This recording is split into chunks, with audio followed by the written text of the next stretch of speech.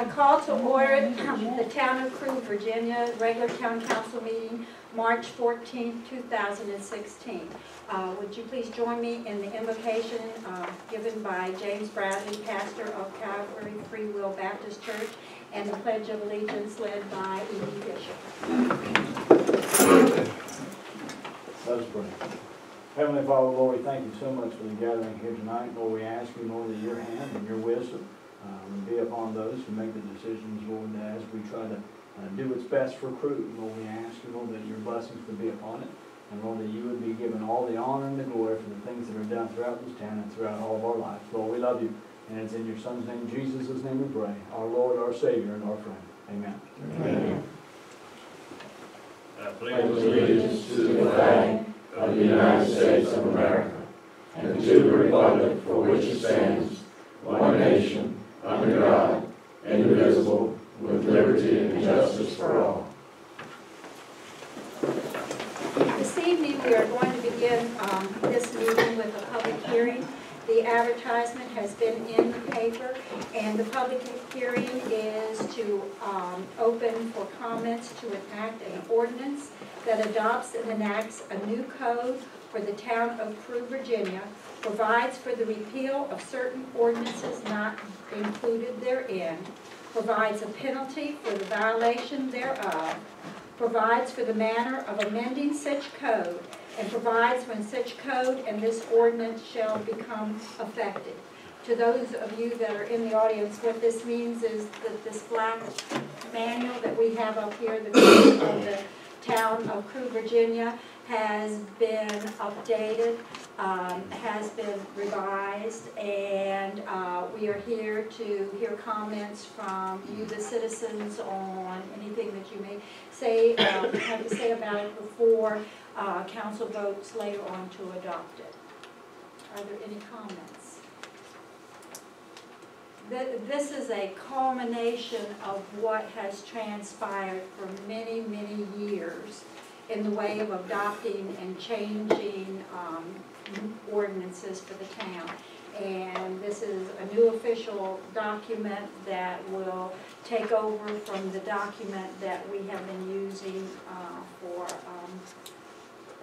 the 80s, the 90s, in a long time that has been updated. It is no way perfect. It is an object in progress that will continue to be looked at because, you know, life is ever changing and things happen to where we need to reevaluate the ordinances. But in order to enact them, we need to have them numbered and updated and all, and that's what this manual will do for the town of Crewe.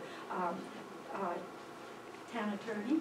Yes, thank you. I do have one small revision that I wanted to put, and that is in section 2. On the last line, I wanted to add with the exception of the sewer use ordinance. And I will explain that what has happened is the sewer, and Tiffany, you know, can explain it too. What has happened is the sewer use ordinance, when we were getting all of the ordinances together, wasn't in the codification of it, and so we are in the process of getting the sewer use ordinance codified too, and it's going to be very important coming up in the near future, and we're going to use it a lot, so I wanted to just make sure that that was going to be a part of the codification too, so we wouldn't have to go through all the hoops of reenacting it again. And if you wonder, well, how do I come about looking to see what is in this ordinance, what is in this book? With this recodification, there is a disc that to where we will have it online on our website that any citizen at any time of day will have access to it. So it is a tool that all citizens will have available to them. Not only, you know, the copies that the town has in the office and that the council has and the mayor, but it does provide a way that all citizenry will have easy access to what, you know, the ordinances are for our town. Are there any comments? I'll be quiet. Any questions? Council, do you have any? Just we did contract with the company for regular maintenance. Okay, Yes. Okay, perfect. Any other questions?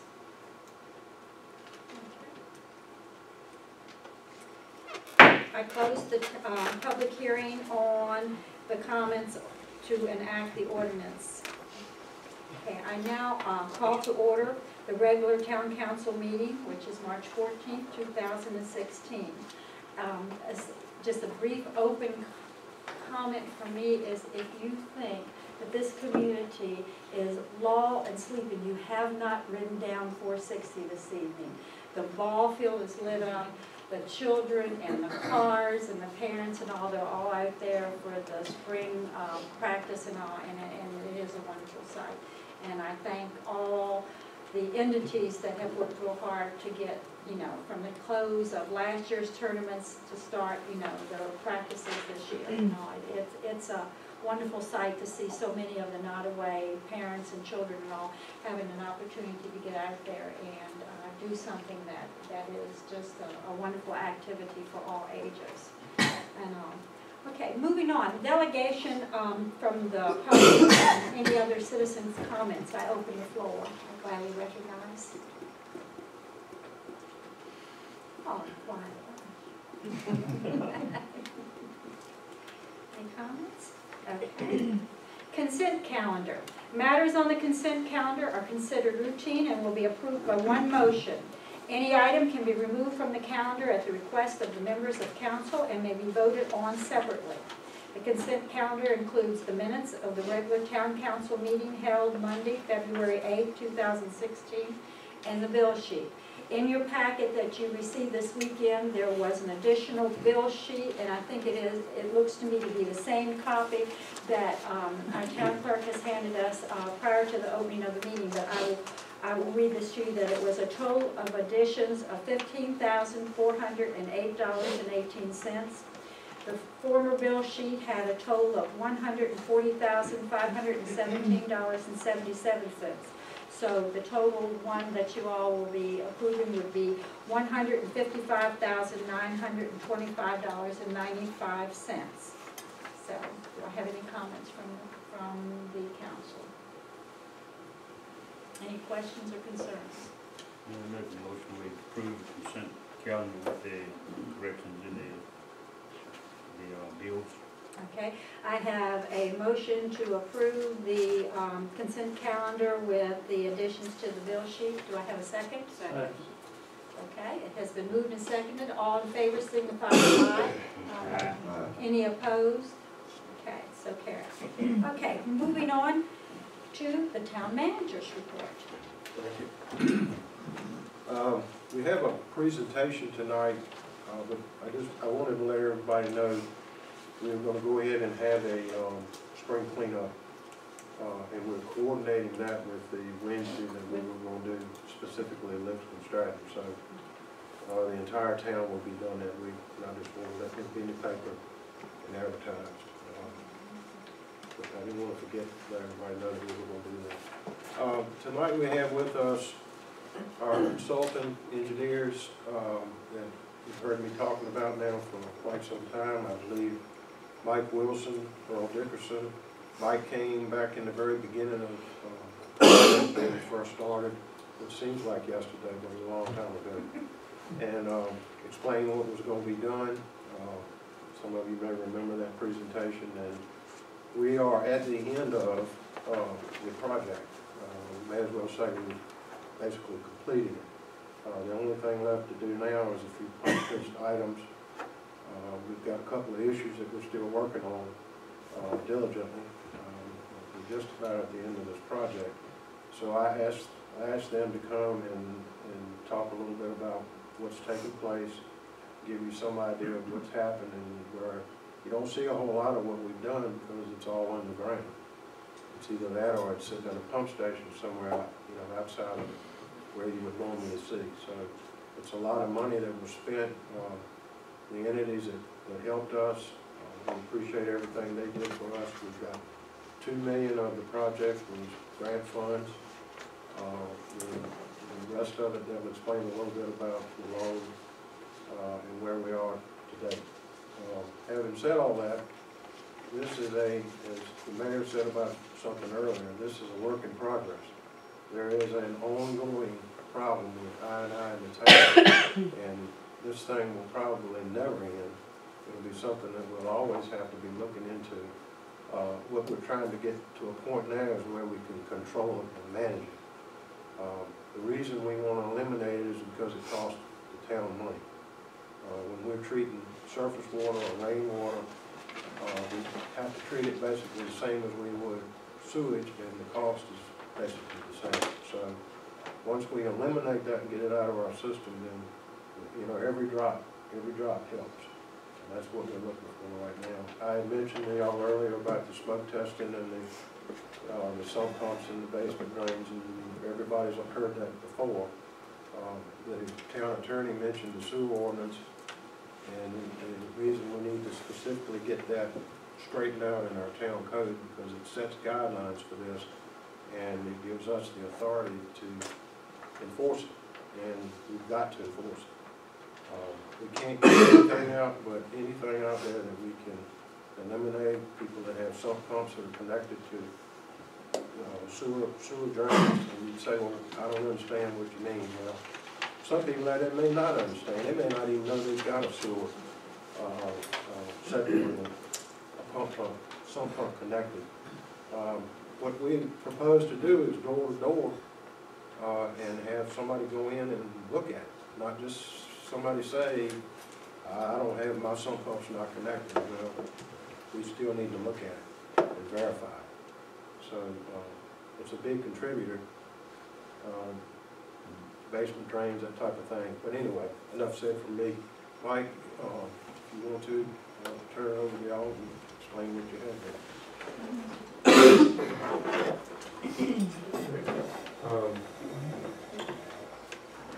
You see okay? I'll stay sitting down if that's okay for everybody, so we can see a little bit better there. So this has been going on, as Wade mentioned, for a little bit of time. I know there's been some changes in council from when we started this project to where we are right now. So we started here with a little bit of a timeline, just giving you a little bit of history if we jump backwards to 2010. When we started this project in March of that year, reviewing some of the existing data, pump station information, different things that the town had some information about the sewer system, flows, wastewater treatment plants, and those type of things. In that period of March through May, we were working with Tony and TJ, going around and doing a lot of inspection of the town sewer system, gathering information about the system, meeting with the town, meeting with some of the other DEQ, those other people about things to be done, and that led into an infiltration inflow report that we were working on preparing and needing to send into reporting agencies. Then once we were completed with that report, we started working on the preliminary engineering report that was used for funding assistance, the guideline that explained everything about the town, so we were able to submit that into DEQ and rural development for funding assistance. In 2011, we completed a couple other requirements from DEQ of a comprehensive plan and a plan of action explaining how the town deals with maintenance of the system, condition of the system, and a plan for getting that current consent order that the town was under at that point in time, getting that resolved. In August of 2011, we signed a consent order with DEQ that took care of the previous one and outlined the procedures going forward. In August of that year, we had approval of our PER from the funding agencies, and we also were working on improvements to the wastewater treatment plant that was a part of the DEQ consent order requirements. And at that we converted the trickling filter, there was no trickling filter at the wastewater treatment plant, converted that into a holding tank to use during any wet weather flows. In 2012, received the two different funding offers from rural development and DEQ, $3.2 million from rural development, of which about $1 million of that, as Wade mentioned, was grant monies. And DEQ also provided money of $6.3 million, including $1 million of grant, and then in that was refinancing of the wastewater treatment plant. So it was for work of the sewer project that we've been working on, and then refinancing of the wastewater treatment plant loan. The treatment plant was, the upgrades at the treatment plant and that offline basin were completed, worked on between January and March. Which time we were also developing the sewer project, plans for the sewer project that we've been working on here. In 2013, we were able to bid the project for the sewer improvements for the sewer lines as well as work at the pump stations. The bids were collected in October, and a portion of those related to the sewer line a little higher than we'd anticipated, due to the way that the DEQ and rural development wanted us to bid the project. So we were able to break that particular portion out, saving the town $1.6 million by the time we rebid it in February of 2014. The notice to proceed for the project was, we have there on September 30th, 2014. In between February and September, we were working on sewer easements. Making sure we had all the different sewer easements throughout the town, working closely with Tessie and Wade on that during those particular months. As far as we started into construction, that was in September. In February of 2015, as part of the loan programs, the town instituted new utility rates. And as Wade mentioned, we're in February of 2016, and the project is substantially complete. We're working on a few punch list items at this point, with anticipated completion of the construction project in the next couple months.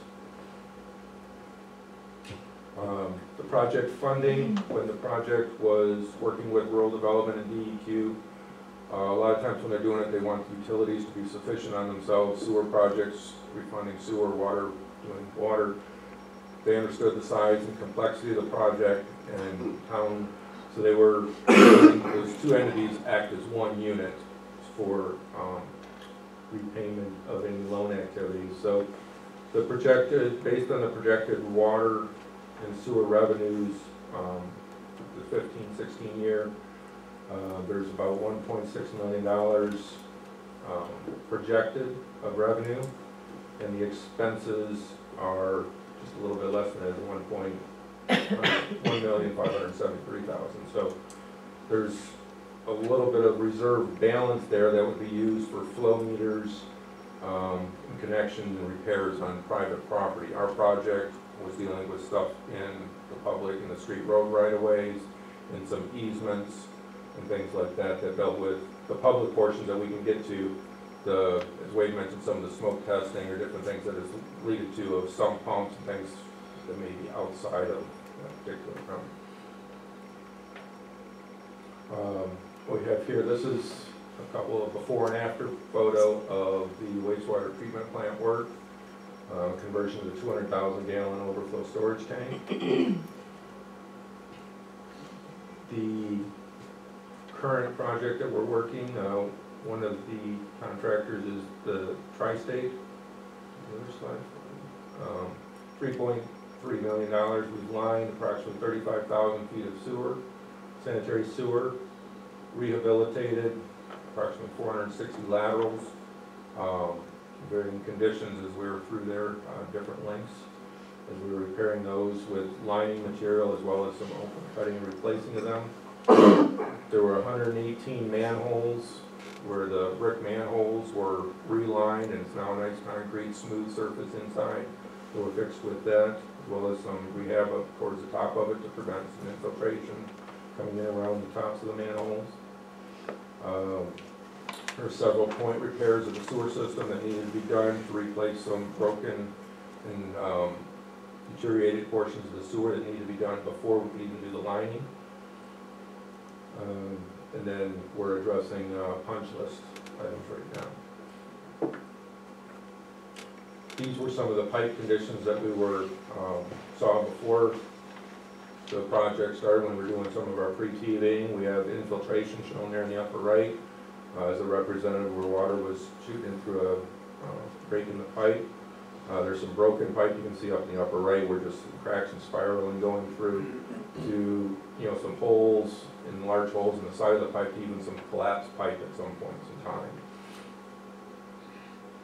And all those varying conditions have been replaced. This is a representative picture of our line sewer system, with the straight flow-through piece of pipe.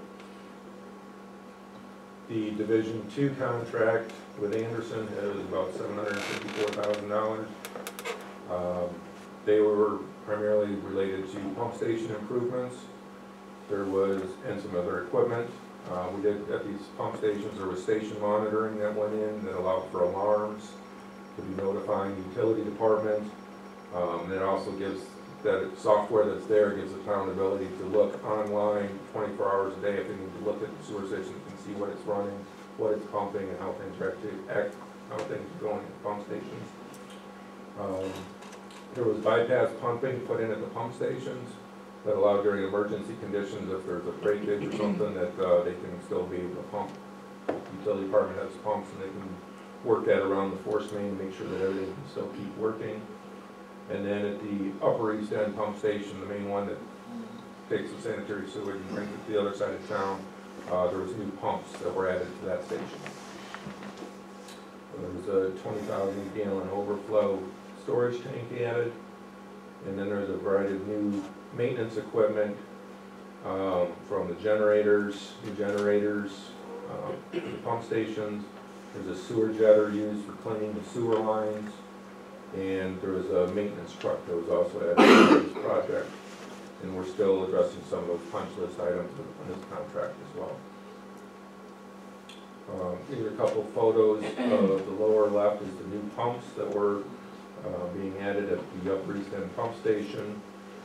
And the upper right is a representative photo of the force main coming out of a pump station. Those are connections that are in the process with some valving that allow them to take the pump station offline if they have to, but still be able to pump and get the sewage out of the station.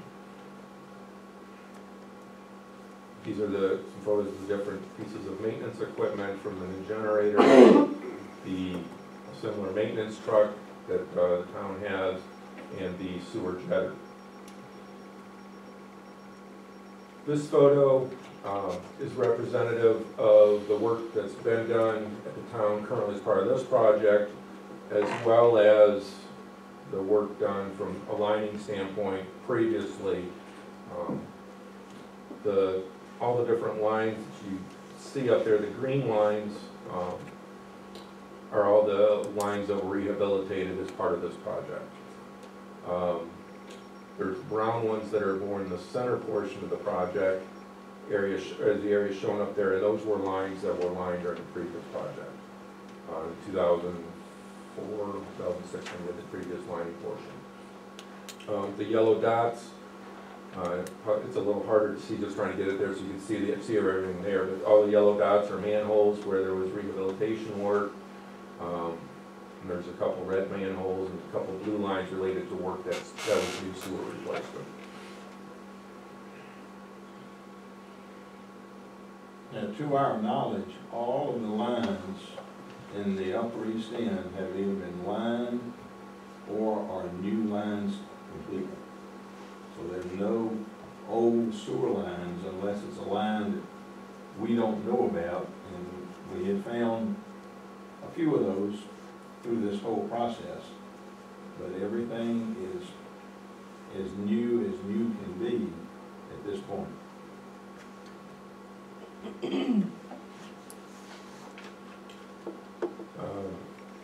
So the infiltration inflow, Wade mentioned, the sewer ordinance and an ongoing issue.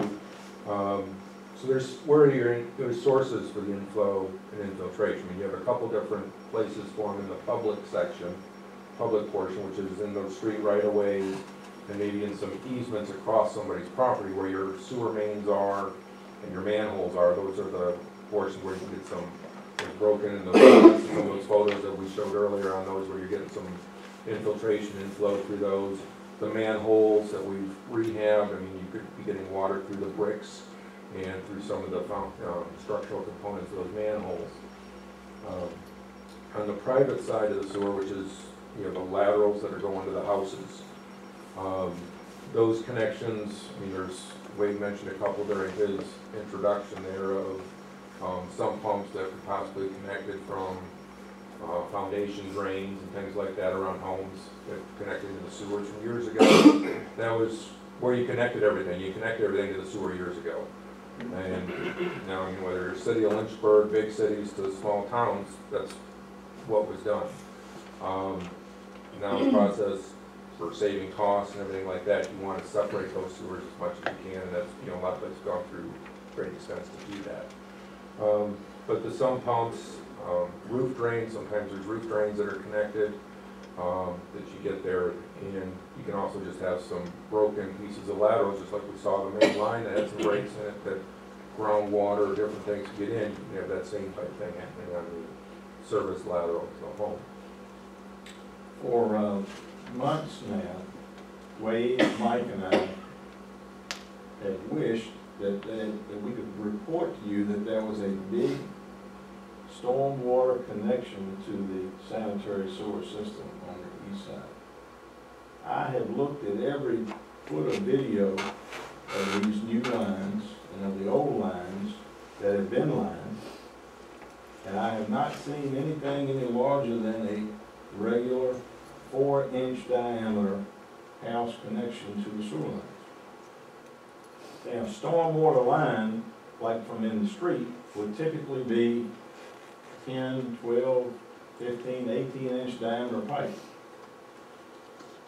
There is, I've looked at every video and I have not seen a connection like that. And that's what we were hoping we would find, because that would be an easy solve to eliminate hundreds of thousands of gallons of stormwater reaching the pump station and ultimately the sewage treatment plant. We have not found that. And we have looked everywhere that we know to look. We have thought of every combination that we can think of that would be causing this in terms of storm sewer from the street. We haven't found it. So now the focus is on smaller sources that accumulated together create larger flow than we all want during that particular storm that happens every now and then. Unfortunately, or fortunately, however you want to look at it, we need one of those storms so we can see if the things we've done are making a significant difference. And there are some things that have been done outside of lining the sewer lines and lining manholes. There are some things that the town has done, and believe it or not, one of them is plugging the openings in the cover of a manhole. And those openings are about the size of a golf ball if you stretch the golf ball in a different shape. And some of the manholes are in a position where there's enough water on top of that manhole when a big storm comes, that water is going right straight down into the sanitary system. They've been plugged. 80 covers, 90 some, have been plugged, but as long as we're having blue sky, we don't have any way of testing to see the impact of the effort. We've thought of opening fire hydrants and creating a storm event. The other thing along those lines is the, what I saw up there, caps missing, Yes. damaged surface laterals. We have found approximately 60 broken caps on, and when you say caps, a lot of people, hopefully all of you, have a clean out in your sewer line that has a cap on it that screws in. And of course, the purpose of that is if you do have a blockage, it gives access to your line to clean it. If that cap is off and missing, that's basically a 4-inch hole. And we found out of that group, I don't know how many exactly, but at least 10 to 15 that are in low-lying areas. That not just are getting some water, but they're getting a lot of water, you know, when we have a heavy rain event, which is what we're talking about. And generally, a clean out is outside of the right-of-way line of the street, and generally outside of the easement line where the sewer line is within an easement. So, and if they're broken, and they're below the surface to a degree, you don't see them readily. You almost have to go looking specifically for that on private property. The way we found them was during this last smoke test.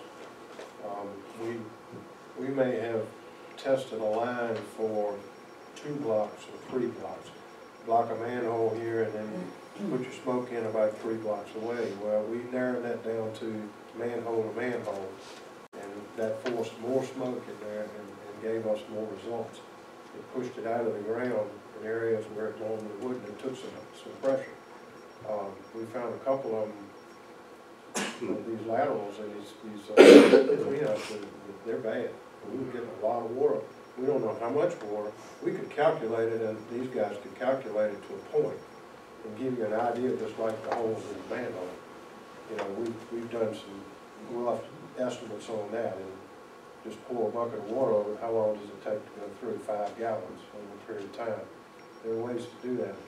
But, right now, as Earl said, we just feel like we've exhausted all the big things. We were sure hoping we'd find a big one, and we didn't. So that's where we are right now. But we did find a couple of them were nice. We did. We found 2 roof downspouts connected, going right into it. Now, that's a lot of water coming off of the roof. You know, and that's exactly what we were looking for. Things like that. And these caps and the downspouts are pretty simple fixes. People will cooperate. If they don't cooperate, then we're going to do it anyway. If we have to go on private property and put the cap in ourselves, bill them for it, and if they pay it, fine. If they don't, fine. We got to get them out of it. I mean, a cap, I don't know what one would cost, $8 or $9, and maybe a little bit of glue. I don't know if they use any glue. They just screw on. You just screw them on, you don't put any glue on. Yeah, it might be cracked, and you have to do some work to the actual line. I've already instructed Tony, he's getting ready to order from Lowe's to put in a bulk order on however many we think we might need. I'm hoping people will just go in, I'm gonna send everybody a letter that has a problem and ask them to take care of it, but we're not gonna give them all. Now that service line, that 4-inch line from the right-of-way to the house, we have no idea of what condition the individual service lines are in on private property. My guess is there are, a lot of them are clay pipe in joints that are about 3 to 4 feet long. And in the old days, they weren't watertight. In the old days, they didn't care about things like that being watertight. Has the pipe broken over the years? It happened to your 8-inch lines that were in right of way. We've got documentation on that. So do you have laterals at homes that are that way? My guess is there are some. How many, I don't know. Going back to the caps, lawnmowers, just yard work, weed eaters can put holes in these that you don't think, you're out there when you hired somebody to mow your grass and all, and they're out there doing their job, they bump up against something and all, and they don't realize that, there might be a hole there and the infiltration can come in. It's easy, it's easy to happen. But all along, we've had not differences of opinion. I won't call it that, but We've had different. the type of thing he's talking about, a cracked lateral, and a sump pump, I'll throw that in there too, is a problem. But it's not a rush or a immediate, which is what we're running into now. So they're two different things. These open caps, and that's the type of thing we're looking for, I think, and anything we can do to see what's that. You mentioned opening up the fire hydrants to simulate a storm event. Is there a reason you ruled that out? We haven't rolled it out. Okay. Hydrants are located at the street generally by the curb line. So we would open them, flood the curb line to see if the storm inlets ended up putting water back at the pump station. We don't think, from everything that we have questioned Tony and TJ and Wade, we have gone and looked, physically looked at inlets. We don't believe any of them tie to the system to allow it to get into the sanitary system. But it's, when you open the hydrant, you're gonna be in the street section, for instance, in this case, doing that. You won't be in a yard area, so to speak. But it hasn't been ruled out. We have to catch the people who make the water on the day that they're prepared to lose a lot of water, because we would be opening more than one or two hydrants. The smoke test would have caught that. Smoke test would have blew it right through it, Yes, I agree with you. We should have, we have, we've they were pumping double the amount what they normally pump. We've thrown every theory we can against the wall to see what it would stick. And what we've tried to do is eliminate things so we can say this is not a cause. So we can go to the next thing and make sure it's not a cause.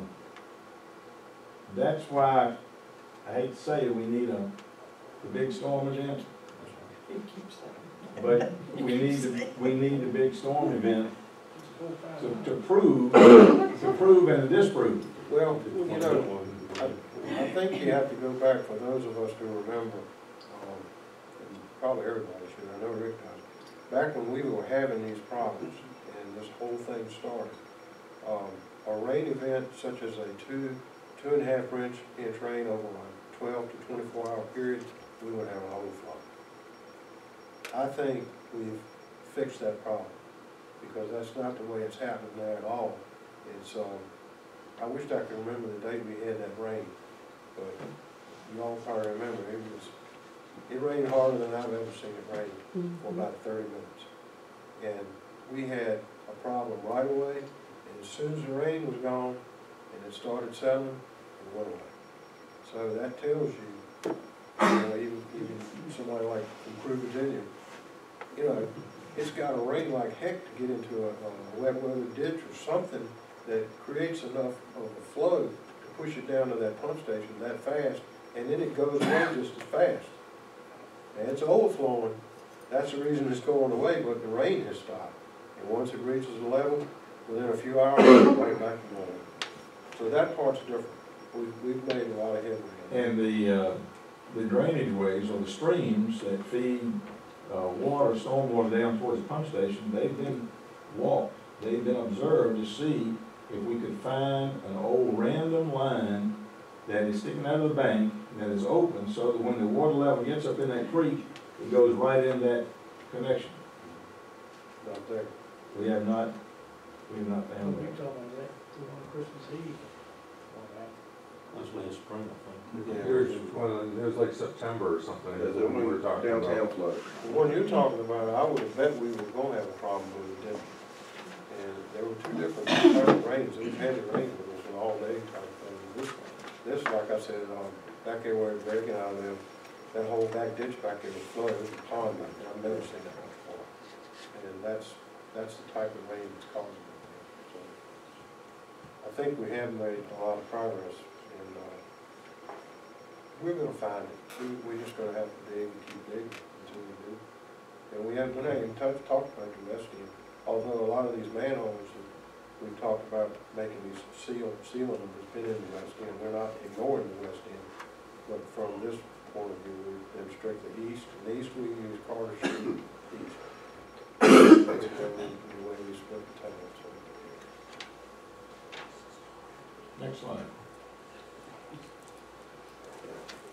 That leads us into the next portion, I guess, of this continuing investigation, trying to, where else is this water coming from, where could it possibly be done? So one of the things we're considering, and we actually have a demo unit that was installed that can record flow, depth measurement in the manholes. And then if we do get these rain events with a few of these meters, maybe you can we'll be able to say it's coming more from this area or this area, and know where to target next. We won't be able to read the depth of the water as it increases because of this probe that we have down the manhole. So we'll be able to know, well, this manhole suddenly jumped from Friday, it was 2 inches. During an event, we might see it jump up to 5 inches. So we would know from there, start and work back up that drainage area to see if we can pinpoint where it's coming from. And, we talked earlier about buying these. You say, well, how will we know? This system is designed to alert. You set it up to alert you any way you want to. In fact, my phone is set up as an alert that's demo. At 3 inches, we set it, hopefully it will go off. And we set the depth at 2, so if it gets up to 3, I'm gonna get a phone call. So if we're sitting around and you say, well, you can't watch every manhole that you've got flow monitors in, this thing is gonna tell you, you need to go to this one right here, because this is where your flow is. They're wireless monitors that will do this. And and this particular model that we're looking at, just since measuring depth, no one needs to get down into the manhole to install any portion of equipment, so you don't have to worry about confined space entry and all the different things that are associated from this end. All the work is done from on top of the manhole, attaching the data logger piece there. Nobody has to enter in the manhole, so it's a added safety, plus you get the wireless notification to know what's going on and be alerted. This was, Wade mentioned the smoke testing that's currently going on. These are a couple representative photos of some things that we've seen when we've been out with the town on a couple different occasions, where a drain pipe coming from a resident was on the top one coming out, discharging to the curb next to some other sump pump discharges that were probably connected from just regular sump pumps. And then the one in the lower portion was that black pipe you can see there was where somebody had disconnected a downspout, and so it's got the black pipe there that you see driving around town, but there's a fairly good amount of smoke coming out right out of the ground right where that discharge is. So any water that comes out of there, some will flow over ground and get to the curb where he's standing, but other portion of that that's right there, there's broken pipes, so the water, when it discharges to the ground, does end up working its way right into the sewer system. At least there, it's better that it's discharging on the ground. Correct. Than if it was going straight down into the piping system and directly into the sanitary system.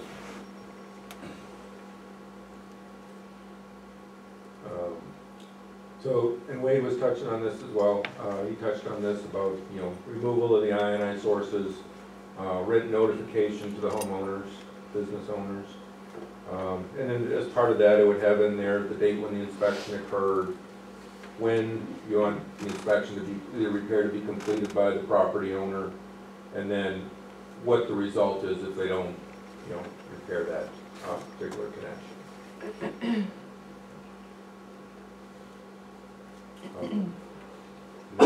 Is our summary there is, where we've gone 2010 to 2016. Where we are, and a little bit as to where we're headed. Still going forward, we try to get, for any other I&I and finding sources.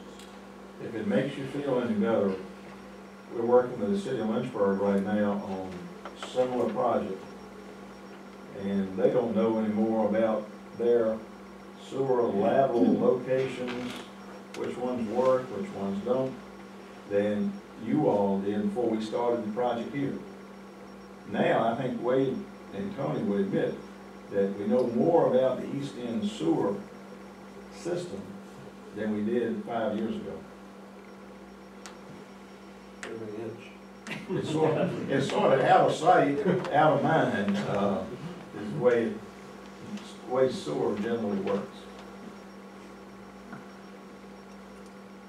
Just a quick question. From the 30,000-foot view, what was our goal in terms of numbers when we started? What did we want to achieve, and where are we now? Were we trying to reduce overflow by a certain amount, or? We're trying to eliminate the inflow. Infiltration, we believe, we've stopped that. That's a saturated ground where it weeps through manholes, or it weeps through broken pieces of pipe like you saw in the 4 pictures. Inflow is the storm that Wade has described, where all of a sudden down the pump station, there's this slug of water. That we believe we have reduced, but I don't think we've eliminated it completely. If I knew where all the sources were, and we had corrected all those sources that we believe are inflow points, then I might say I believe we've done it. So can you give us an estimate on approximately how much we've eliminated? 50%, 60%? I don't know that we have that number, as we've just, been finishing up the I&I portion, with the lining and all those type of things. We have some flow monitoring data or town record data of pump stations and things for 2010, before that, up through when we started the project. But trying to compare that with, we need those rain events, whether they're the big rain event or some, multiple rain events, that we can really sit down and compare 2 inches of rain now, 2 inches of rain in 2010, pump station see then, what does it see now to tell you that particular number. Other than some of the stuff like Wade mentioned, where things that he notices and Tony notices, where it's raining, hey, we got problems at the pump station, no we don't, but we did in the past, or those type of things. But as far as a number comparison.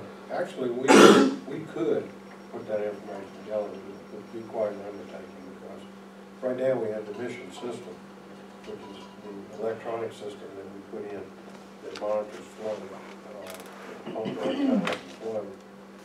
Prior to that, we did everything manually, and the way we did was we went day to day to each pump station and wrote down the amount of hours that each pump ran. We know what those pumps pumped, so we could go back and calculate that if we had to. I can tell you right now from the mission system, just since we started getting that, we get daily reports on that, which is the previous day. And the numbers on there are, if we have rain and it's some pumps and that type of thing, which I feel like is the day after or the day after that, you see the flows go up and then you see them gradually coming down to a level which we would end up calling normal flow.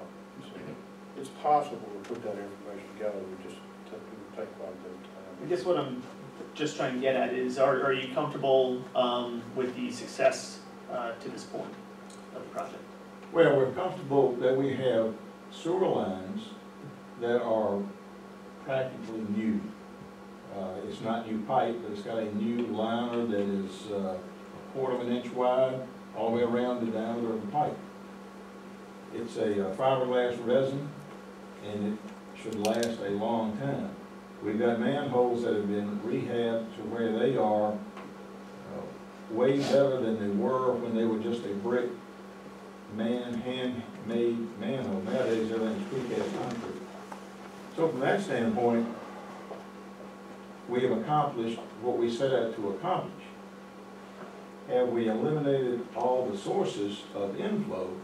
No, that's what we're still working on. Thank you.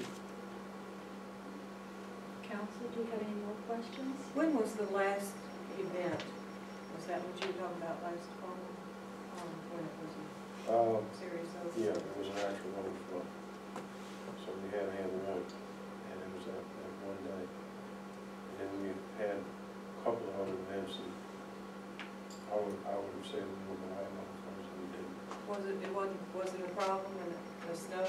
had all that snow and it melted so That's fast, a good point. because it was just rushing down the street. But I can tell you right now, in the past, we were at home. I bet my life. That was exactly what we had happen in November of '03 or '02.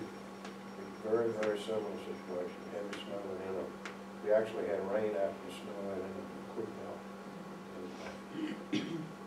System was pretty heavy. So I did, again, I think, I'm pretty confident we solved that part of it. At least to a managing level, like I said, it's gonna be an ongoing thing. But we still got, now, with these changes that we've made, improvements that we're working on right now, we really do need another big one. Just to prove. Any other questions from town council? How confident are we that we're in compliance with EPA?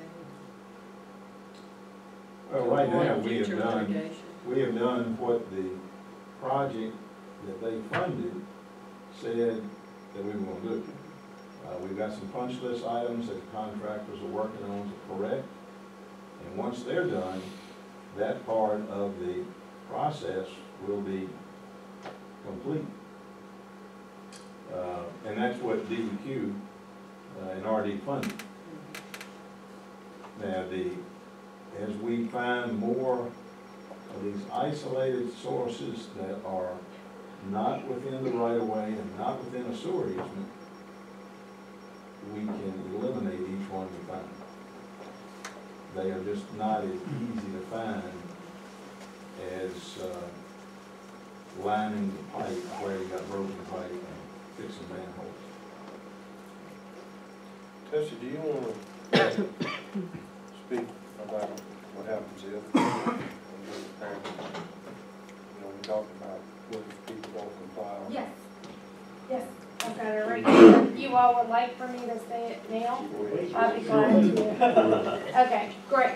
All right, so last month, Wade had asked me to come up with what happens if, people don't comply with what they're supposed to be doing with the sewage system. Essentially, what happens if people have illegal connections or bad connections or just aren't doing something that creates more of a flow into the sewage system from the laterals.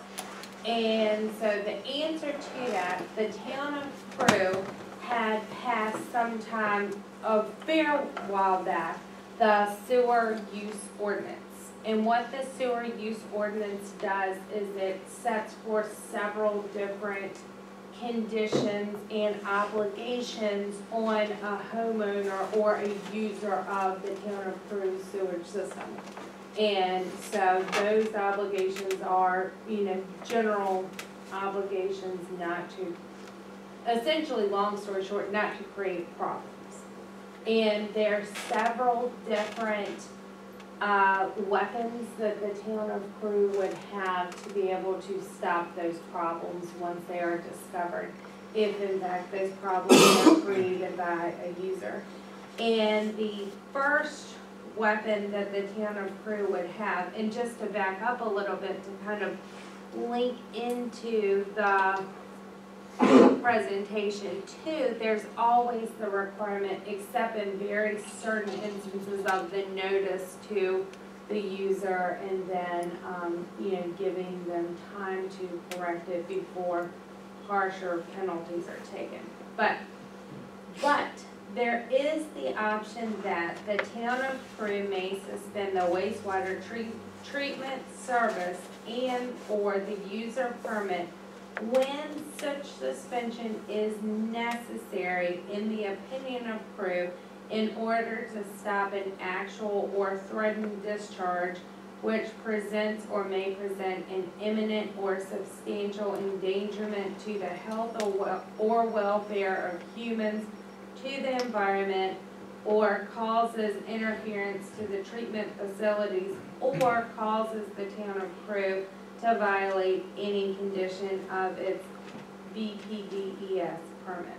So basically, the town does have that option in certain limited circumstances. But in addition to being able to suspend wastewater treatment service or a user permit, there is also the revocation of user permits, and that's given with various instances. And then, of course, it sets forth the notification of the violation that the town, whenever the town of Crewe finds that any user has violated or is violating this ordinance or user permit or any prohibition or limitations of the requirements, then the town of Crewe may serve such person a written notice stating the nature of the violation. And then within 30 days of that notice, there's a plan for satisfactory correction that must be submitted to the town. So if you're given the written notice, you don't take certain steps, there are other remedies. Essentially, the town of Crewe may order any user that is causing an unauthorized discharge to show cause why the proposed enforcement action should not be taken. And so, there's certain court remedies that may be done. It also authorizes legal action, basically going to court and getting the court to issue an order that says, hey, stop doing what you're doing in the sewage system. And you can also, there are, in addition to the remedies of, the show cause remedy, the injunction stopping the violation, there could also be a penalty of $1,000 per day or being found guilty of a Class 2 misdemeanor for each day the violation continues, and each day or portion thereof is a separate violation. And so those are a few of the options that could be taken on by the town if someone continues to violate the sewage system and their use of that. To cut off wastewater usage simply means you cut off the water, so they would not only lose sewer, but they would lose their source of water. Well, it says, But that still leaves your sewer open, that you manually, but and it does say that any person that's notified of the suspension of the wastewater treatment service and or user permit shall immediately stop or eliminate the contribution.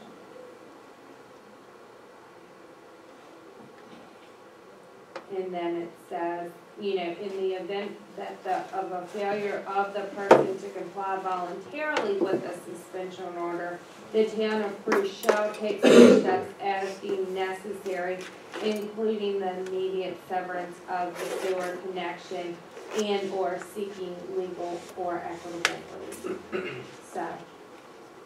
So if you say stop, your use is suspended, they don't do it, then the town of Crewe can take the next step. Well, certainly hope we don't get that far, especially with these that we're talking. Now, Lowell is a different subject. That's can be a pretty expensive situation, but these other smaller ones that we're talking about are not. Just a matter of cooperation. Sub pump is connected to a sewer line. You simply take it out of the sewer line and run it outside. That solves it right there. And that's a few feet of pipe. So it's just a matter of getting it done. Council, do you have any questions? If I were a homeowner whose lateral was old and collapsed, would I know that? No, ma'am. Unless you head back. Unless it backs up in the basement or up, you generally wouldn't know it. Well, when they did that smoke thing, didn't that show? Yes, ma'am. So if you did see smoke, then, Okay. because I got to think Did you see smoke?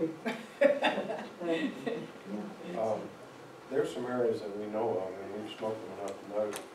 think this is the ninth time you smoked since I've been here, that I know have not been impaired, and they're still there, and they're still wide open. It's because, like we talk about all the time, we never get to a point where we make somebody do something. It gets to that point, and it says, well, okay. And I swear I don't know if we're we just gotta go in and get it done. I know it's an election year, but I can help. We smoked that one section line that was down in the woods, flat line, very close to the ground surface, and smoke just rolled up out of the ground. And you all replaced that entire line. It was your main, and you replaced it. That's right. We fixed all the ones we found some. But it just smoke just rolled up everywhere along the ground. I have encouraged the town manager, and I will encourage you as council, to encourage the town manager not to stop at the east end at this point.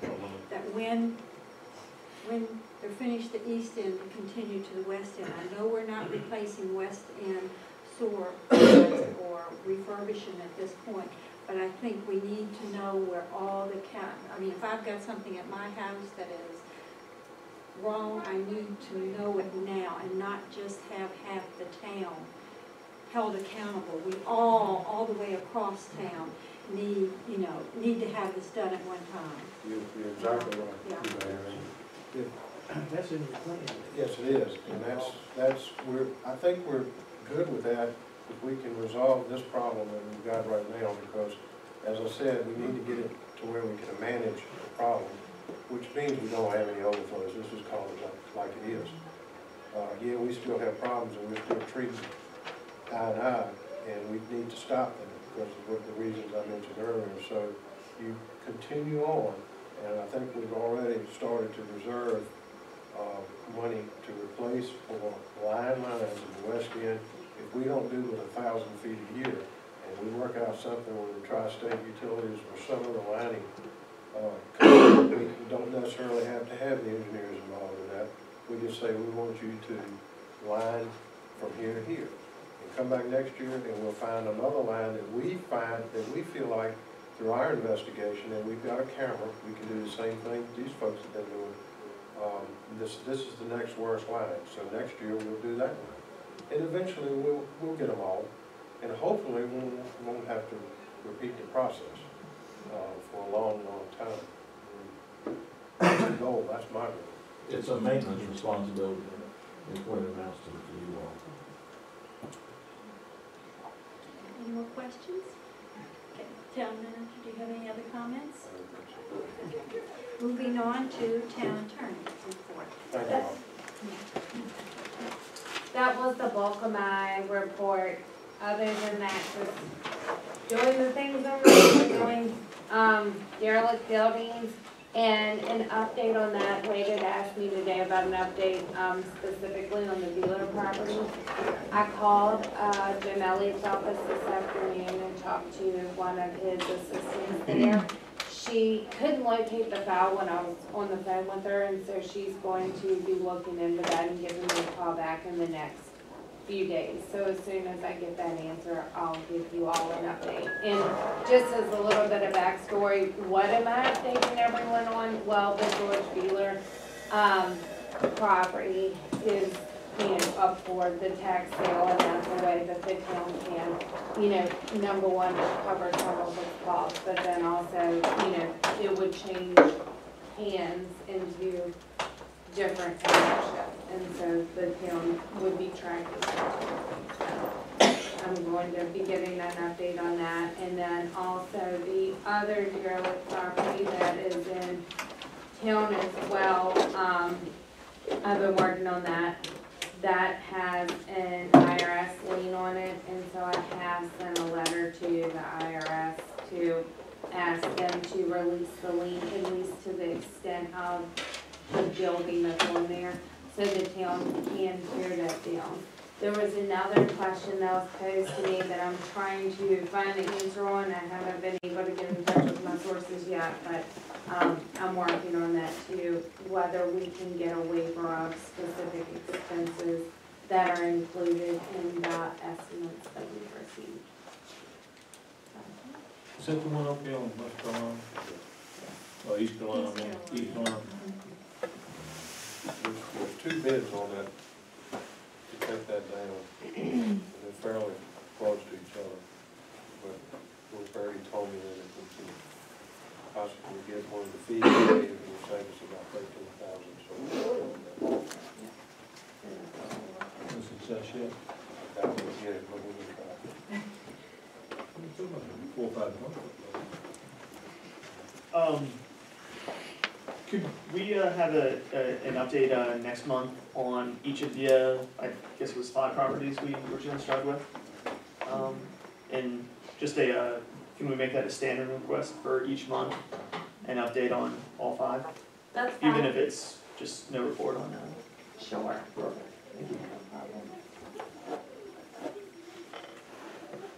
Anything else for the town attorney? Thank you. You're welcome. Okay, moving on to committee reports, starting with economic development. Thank you, Mayor. The Economic Development Committee met at the Boxcar beginning of the month. Sandra Tanner joined us. She's the representative from Virginia Tourism, and we went over the next steps on the tourism plan we adopted at the last meeting. The next step is to form a subcommittee of the Economic Development Committee to start to execute the plan. I'll be talking to the EDC about that, and inviting specific members and moving forward with that. The Antique Trail is still underway. I'm still getting soliciting feedback. I hope to have every all the businesses identified, and hopefully a printout of by the next meeting. But we'll see if that's going to happen. And I just want to remind council and everyone out there that the Kiwanis are having a pancake supper on Thursday from 4:30 to 6:30, or 4 to 6:30. It's it ends a little earlier than it usually does. $6, but everyone come out at the community center, and that's my report. Thank you. Any questions for economic development? Okay. Finance chair. For the first 8 months, in the budget we're in now, the revenues have been more than expenses. So that's a good thing. The bills are being paid on time. Okay. Along that area, budget coming up, I believe that we need to schedule a workshop, a work session starting this month. Our work session would end up being March 28th, the fourth Monday of the month. It is Easter Monday. I did not know if that would be a problem with council. We could meet on Tuesday, or we could meet the following Monday. But I do feel like we need to get started on this budget. And the town manager said that the sample would be to the council prior to our meeting. So is there a date that you all would like to propose? What time you want to do, 7 o'clock? 7 o'clock, so, do you want to do it the normal time, 7 p.m. on the fourth Monday, which is our normal scheduled time? Does anybody have any problem with that? I have invited the candidates that are running, if they would like to come in and sit in and listen. They understand that they cannot say a word, but at least that would bring the ones that are running that may not have information like the town council may have at hand. They would be able to see the process and understand what's happening for when the election and the new offices come in to being. So that would be March 28th at 7 p.m. And you will have your last year's, the year before, and then the spaces for this year, sample budget, to you before then, like you have in your packet. Thank you. So that'll be the 28th. Yes, is that okay? You go send mine to me for. Lord? Okay. Just send it to you. Public Works, infrastructure. Yes, I've got a couple things. As I missed last meeting, there was a lot of talk about removal of snow from the, it's kind of obvious not to bring it up with being 80 degrees, but the roads actually belong to the state. And what the state does, we contract with the state, and the state has their plan on keeping the main roads clear, and all the trucks will stay on the main roads until the state releases them to come back into the town. In the past, we've had maybe one truck working in town, but that wasn't possible this past time, even though they're actually paying the bills. Well, we budgeted like $15,000 for snow removal this past year in the budget. We've exceeded that by right much money. With that being said, what I'd like to see that money that is extra, because we don't never look at the wear and tear on the vehicles or anything like that, is the extra money be put into a reserve account with the street department for equipment. And I would like, if we could do that tonight, you know, because I don't know how much money is actually over. Was it like 30,000, something like that? Might not be that much. Approximately, after the 15,000. After the 15, no. The 15 is part of the revenue stream in the budget. Anything over and above that is What's it go to the general fund now? Yeah, yeah. But, you know, with so much happening, what's gonna happen in the next year, 2 years, 3 years, you're looking at probably a new garbage truck. They've got a vehicle which I wanna put into the budget for next year and go through state surplus to replace that as a pickup. And, you know, it's hard to believe that they're talking about surplus vehicles, because Tony generally talks about a new vehicle and just rotate them down. But he has said something like that, and we'll put that in the budget for next year. But we're having problems with the Dixie chopper, which is probably 12, 15 years old. And that, you know, we need to go ahead and maybe if we could do it, is go ahead and purchase one of them before grass season. Because once, that's the biggest, that's the fastest lawnmower we got, it cuts the most grass most likely. And that's gonna run us about $11,000 plus. Council, any comments?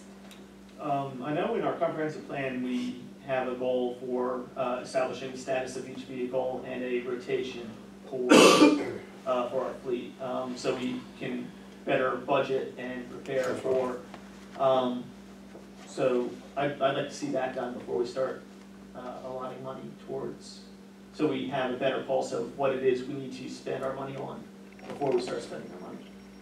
Yes, but that, what I'm requesting is, we're not gonna do a vehicle right now, we're looking at a lawnmower, Dixie chopper lawnmower, because grass season is coming up. And that Dixie chopper will go through one of these yards, this 3 foot tall grass, and knock it out within 10 foot at the rate. But the one we've got is old, it's all right, they've repaired on it. When the Dixie chopper, when the lawnmower goes down, you know, they're pushing mowers, stuff like that. It's taking them a whole lot more time. We just be spending that time doing some other stuff other than weed eating more or less. Council? Now, are you gonna make a motion in new business? Yeah. Right, I can make a motion in new business, but that's something just to think about. But it's, when Tony says something about buying a surplus vehicle, that was very unusual to hear come out of his mouth. And people gotta understand the truck's got over 400,000 miles on it. Yeah. It ain't like we're buying it because it's got 100,000 miles, it's got 400,000 miles. You say it's a Ford? No, Oh, shut up. because if we were talking about a Ford, it would have to be in this discussion. That's one man got.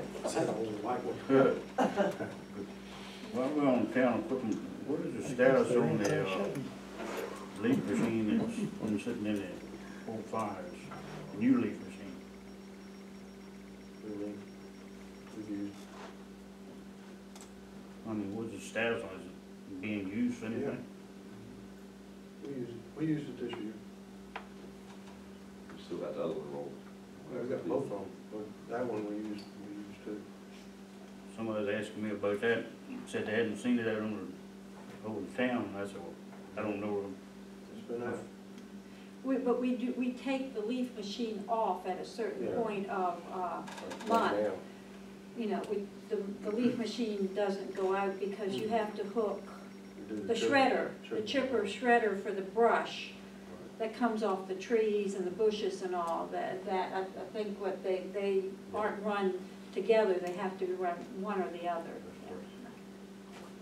Well, see, the new leaf machine is set up, well, when it goes down the road, it does not work off of the right-hand side, it works off the left-hand side. The old one works off the left-hand side, where it can actually go down the road. That was some modification, I ain't never seen that before. Any other questions for Public Works and Infrastructure? Anything else, Robbie? No. Okay, personnel. Well, I certainly appreciate the efforts of Wade and TJ and Tony and all of those, and our engineers who went out working on that. I work with them too, Oh. free of charge. Well, we really appreciate I'm about to that. put the bid, don't worry. Don't worry. Oh, you know you just like to see smoke. Robin Knight brought lunch or breakfast, and so did Al, but we're just more surprised Robin Knight brought something to eat. Well, in any effort. You're not gonna win on this. No, You meant well, you guys were just playing, but I appreciate what the employees did. And I know it's gonna pay off for our citizens. Supposed to be in on the crackers.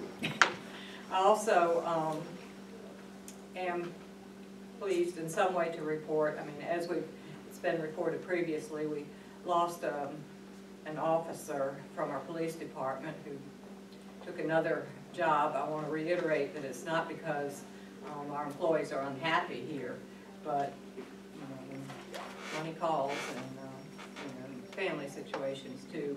We have been advertising for replacement, and we've got some viable candidates. It's not a process, it's a process that takes a while. So hopefully we'll be able to hold out all right with what we've got. We just lost another one. I was afraid, I wasn't going to say it, but That same kind of deal. Yeah, well, I was gonna bring it up in our report, Okay. but with a part-time guy, Officer Tanner, he left us and went to the main sheriff's office. His reason for leaving is he needed 5 more years in Leo's, which is a supplementary retirement for law enforcement, and they offer Leo's, and he said, 5 more years to have full retirement for them, so I'm going to go with it. His last day was this past Friday. Well,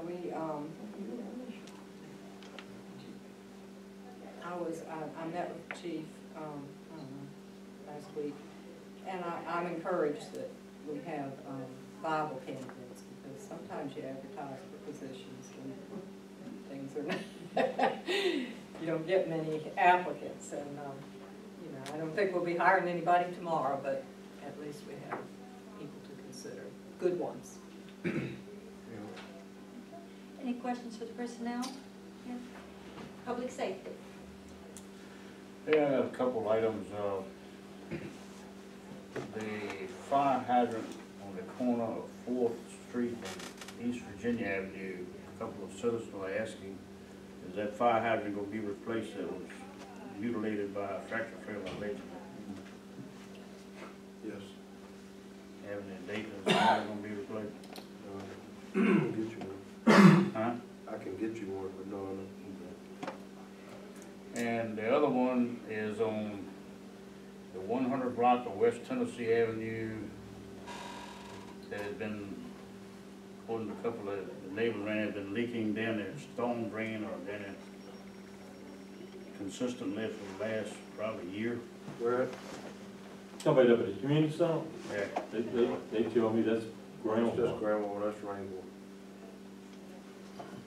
That's the 200. Huh? 200 block. Did you say one? Well, at the end of the Yeah. 100. Yeah, 100. Yeah, it's not, It's not leaking? Okay, I'll advise them that it's just ground. Water is coming down there, but it's not from the hydrant. Okay. Our trenches looks like a leak. Yeah. And ice forms when the weather gets real cold Right. and all, right Oh, there. That's, Yeah, that's yeah, when, but it's not the hydrant. that's when one of the neighbors was, in that, lived in that part, he was telling me about the ice forming and all that, and it might be leaking. Yeah, that's on my walking route. Yeah. I stay carefully there. 100 block of West Tennessee. That's all I had. Okay, along that area, if, some of you have noticed that when the fire alarms go off and the siren is, sounded, that, the one that's located by Town Hall has, ceased to work, and the fire department has decided that it is so old and they cannot get parts to it, that, they will not be, replacing that one. So we've talked to some citizens, and they are well aware that it was the fire department's choice. But the siren at the firehouse itself does go off now. But if you're up by Town Hall and that siren is no longer working. And citizens around the neighborhood who have in the past been very concerned about it and all. They understand that it takes a lot of money to bring that up, and that money could be going to a more useful purpose for the fire department. So far, everything is cool with the citizens and also. Well, see, the fire department's got that raffle coming up, what, Wednesday? Wednesday, yes. And, okay, facilities and park and recreation. Yes, ma'am. First, I want to say something. I didn't get to talk to Ann about this personnel. I want everybody to keep Norma Jean's father-in-law in their prayers. Of course, his wife worked for the town of Crewe for many years. So please keep Mr. Spencer in your prayers. Big thing, ball season's here, like Mr. Wilkerson said. They had a baseball camp Saturday, and that was really good. About 18 to 20 some players were out there, and that was from 11 to about 3:30, 4 o'clock. And that was the major league and minor league. We ended up with 3 teams in the minor league and 2 in the major. We're starting a new league this year. It's called Sweeties. That's softball. That's basically the girls' T-ball, basically. So this is a new season. They have all-stars, so hopefully we'll make it to that. With that, also, the girls bidded on some state tournaments, and they got one. And Farmville asked us to do the district tournament for 2 of the leagues. 1 league for the state tournament and 2 leagues for the district tournament. The district tournament is going to be a whole lot bigger than the state. The state's about 5 teams. The district is looking at 13 to 15. Do you have some dates? Not yet. Supposedly Farmville asked us to do it, so we did it. They're all going on a wedding that week. The whole league, I guess, because nobody can do it. I don't understand. So I guess somebody. That's pretty good. Yeah, they had canceled because of a wedding, so I can only imagine who's getting married. We have some work to be done in the park. We have one tree that needs to be cut down. Now that we're getting a little bit of time on our hands, I'm gonna talk to TJ and Tony about that. They know about it, but I'm gonna ask them some questions. Also, we're in the process of tearing down the old vending machine. The little shed, it's rotten. The wood's rotten out. Nobody uses it. It's an eyesore. CBYRA asked me, could that be a possibility? We tear that down, and I think we can. Talked to Wade about it a few months ago, and he's okay with it. The Lion's got a sign on it. I think they built it originally. I think they had, right. Yes, back when Fred Frazier was here, and they had 2 drink machines in there, so yes. So I will say the sign and return it to him, but the building is just, it needs to go. Also, I was going to ask you about the garden club. Do you think they'll be interested in putting flowers and everything in the around the gazebo, or do they just want to tell us what to put in it? we have garden club tomorrow, I'm sure that could be brought up. And the main thing is the physical means of doing it is sometimes not, the capabilities are, we all mean well, but our bodies. She's trying to say is they're old. I'll help. But for the, if you'll help me remember tomorrow, you're right. Yes. I'll help you do that too. And if, and since you're, school, well, you know, you're retired, but still you got connections. Maybe get a horticulture class to, Oddly do enough, something I'm with it. volunteering there on Wednesdays. Awesome. Thank you. May I ask you if you want the funds to come too from these people? Meaning the schools? I'm pretty sure they're not, Or it just, the- I know the school grows plants, Right. you know, Yeah, but we'll they work sell- something out there. Yeah, but they sell them for profit. Yeah, They that's- go to the FFA. Yeah, we also got a, chamber, individual, not this one, not this guy, but another individual. She'll, I'll talk to her about getting money. I ain't gotta worry about that. And I might have a little left over. The railroad, we in dire need of volunteers like always. I'm gonna ask for, if we can, I'm trying to hurry up and clean out that last shed that's against the back fence. And kind of use some of the guys from the town, if I can get that done before the season really starts picking up where I won't, or I'll lose them. Then, we're still working on the electricity at the park. That is, waiting to hear back from the chamber, because they had an individual come to look at it. And then we're going to, I've been talking to Southside Electric, I got that in line, we had to wait for the chamber. The volleyball court is about to go back up, the net's in the shed for the chamber. I'll get in there, I'll put it up, or give it to Tony and then put it up. Other than that, I believe that's it. Okay, any questions for? How about the chicken festival? I can talk about that, is that cool? That's cool. All right, the Chicken Festival is going to be June 24th, a Friday from 4 to 10. We have two bands, the local band, Southbound, which is Mr. Booker and the boys. They're going to be the opening band. Then Innovations, formerly known as Caspers, they're going to be the main band. Real big show band, beat music type, all different kinds. The fire department is going to be in charge of the chicken. They have a portion that's going to go to them. Southside Electric is holding it, and the chamber's hosting. We're going to have vendors there. We're going to have a bunch of good stuff there, so please get it out. The tickets should be on sale in the next week or two, once we get them in. We're looking for anybody who wants to sponsor, sponsor the chicken truck or beer truck or toilets or anything they want to sponsor. We're more than welcome. And that's it. And how can they contact? Who should they contact? Johnny Weston, Bill Foss, or C.J. Jones at WSBS, or myself. Okay, so that would be the contact people. We'll have a Facebook page. We're going to have a web page. Phil's going to get on, well, I'll get in touch with Phil to put it on the state website. Once we get it online and everything gets going, we're going to give it to Phil with the Economic Development Committee, because him and Ms. Tanner are pretty tight. She's going to put it on the website there, so that'll be statewide. One of the features this year is you're going to be able to order tickets online. It'll be $25 a ticket and 30 at the gate, and 5 and under free.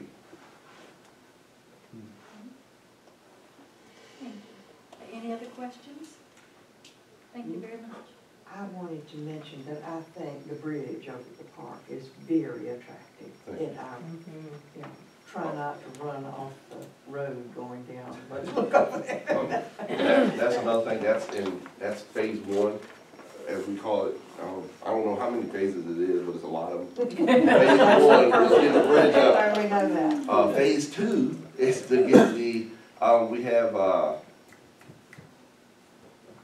Wingfield, Mr. Wingfield is going to be doing the brickwork at the base of the bridge. That's for handicap purposes and stuff like that. So Mr. Wingfield's going to be doing that, Parker Wingfield.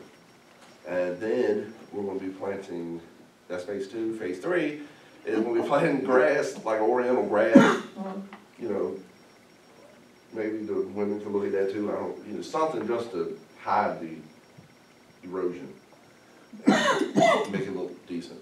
Well, something has happened. A friend of mine had out-of-town guests and took them over, and she was so shocked that she could see the memory wall.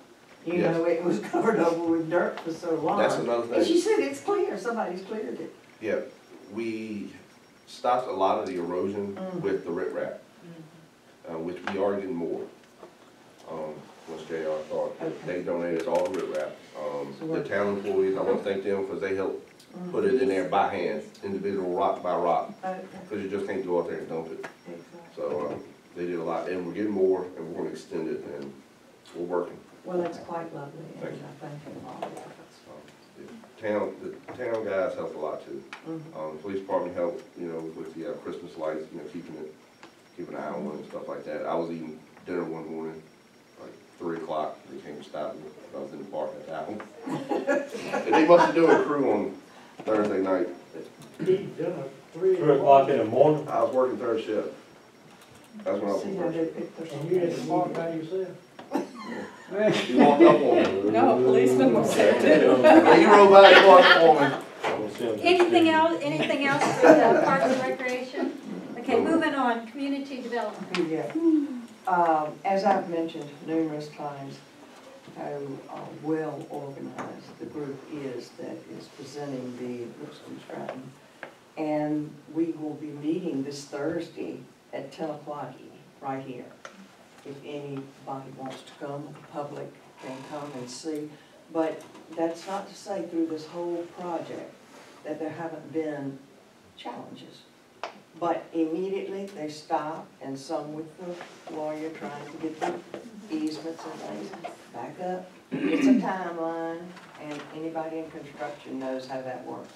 But it is just, I think, proceeding wonderfully. Before the end of this term, I would like Megan Haley to come and give council a brief update of how from the start of when they started over at Lipscomb and Stratton on phase 1, because it is a 2-year funded, and where they will be at the point. So before the end of June, I have talked to her, and I do want her to come and do just a very brief presentation. Number one, for you all to meet her, because she is Nottoway's county planner, and a lot of you have not had that opportunity. And number two, know what has been vested there and what will continue to happen.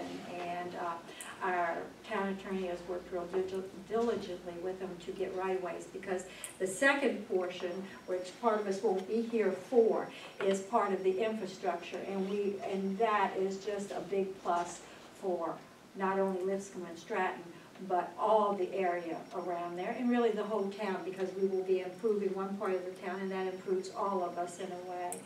And also, and that's not an easy thing to do, because some people don't understand when they're asked for right-of-ways and all. They think they are going to lose something and never have it. They can't in their mind see that this will be road, or this will be, you know, some type of curbing and all going down there. It really enhances the property, and it's just right-of-way. It's not being taken from them, but it is being put to a better use. Anything else, Shirley? Any questions for Shirley? Okay, Town of Crewe Comprehensive Plan and 3 North update.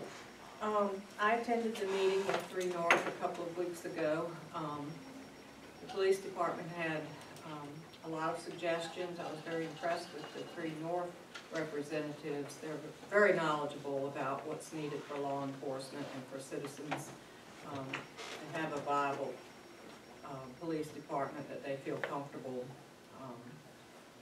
coming into and communicating. We're waiting to get the plan back, and of course, I'm sure it's going to come with a budget that will take our breath away. But it's a beginning. I do again want to stress that this is an effort to improve the police department for the citizenry. It's not for the comfort of employees. It's for our citizens.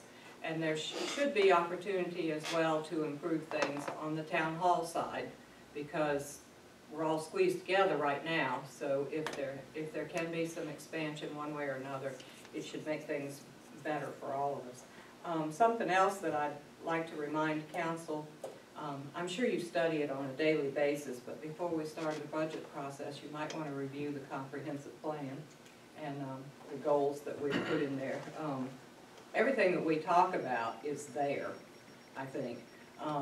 But as far as budget purposes, it would be good to review that. It might help us set some of our priorities. Thank you. Okay, any questions?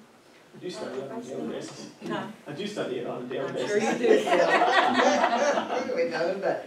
Okay. Have you read this page by page? Not yet. Okay, well, wait till we approve it. Right. Okay, police chief's report. I don't have anything else to add. Okay, thank you. All right, it is my turn, the mayor's report. One of the things last meeting was suggested that the mayor send a note to the homecoming committee. I know they are getting together and making their plans. I had a nice draft sent to me. I did send a handwritten note. I thought that the people involved would enjoy a handwritten note beforehand, but I have taken care of that. It did go out and it should have arrived.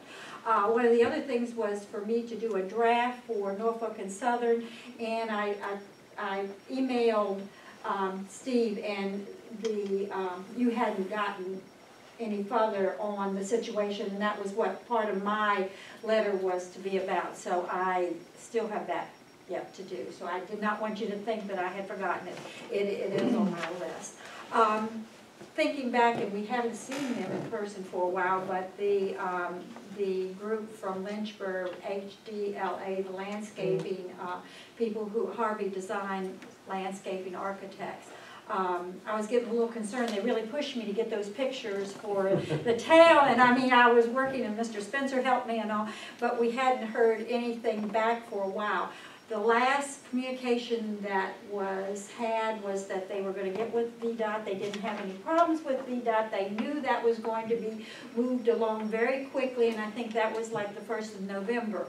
But, and I'm sorry that this has happened, but it didn't move quite as quickly as they thought with VDOT.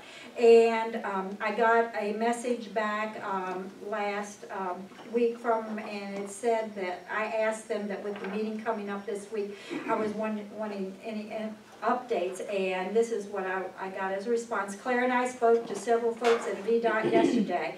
In general, they understand and were in agreement with our proposal. They did give us some direction in developing more detailed elements of the plan and stated they would like to review our plan after those elements have been added and the changes made and reviewed, so they'll be back in touch with us. So I cannot, you know, we're not the only ones that have situations, so, you know, they thought they were going to be moving right along, and they got a little slowed up like we do with VDOT. Having said that, I reminded you all before that right now our code has that we do not plant trees along the curb and the sidewalk. So when this is finalized and Harvey Design comes back with a plan, council will have to, whichever it's this one or the new council that will be coming in, will need to take a look at what you're going to do about the code. I know there are a lot of varieties of plants now that can make a landscape in a city or a town look very, very, you know, nice and attractive, and they do not do, supposedly, I don't, 50 years from now, whether we'll have, you know, the root system and all that situations that's called. If you go to Blackstone, I think they have come up with a tree that gives some greenery and some enhances the area without being intrusive. So please keep in mind that when we get this final print back from the landscaping architects, that the code will need, you will need to take it into consideration, and the public will need to be heard too. So, moving on, Last year, we had a wonderful program, well, I thought, with Senator Ruff and Delegate Wright coming and speaking on their General Assembly. It has been suggested again. I would like to see if they would be available either April or May. Is council in agreement with this? Okay, I will, I figured that I needed to give them the opportunity to choose. I think they like to come together. So I wanted to, give them enough time, so I will, by next week, send the invitation to them. The next thing is that we had a situation arise that Steve didn't say anything about it, neither did the town manager, but over at the Railroad Museum. And I think you all received a little memo in by email that the Railroad Museum had been very fortunate for many, many years that they did not receive a power bill from an entity that they thought that the power bill was being paid by another entity. And during Christmas or right before, they had a situation with the transformer. Is that what? Meter. Okay, a meter. And when the meter was replaced, it was found out that the entity had not been reading the meter, and so that's why there were no bills being sent. So all of a sudden, we the town, had received the power bill. And it is not in our budget per se right now. The power bill has been paid, is being paid with our budget. But as we do our new budget, this is something that we need to include. We're very thankful for all the years that the service was provided. The Railroad Museum works hard the volunteers to get the monies. I know they're looking into painting with the reserves that they have now, they're looking into painting the engines.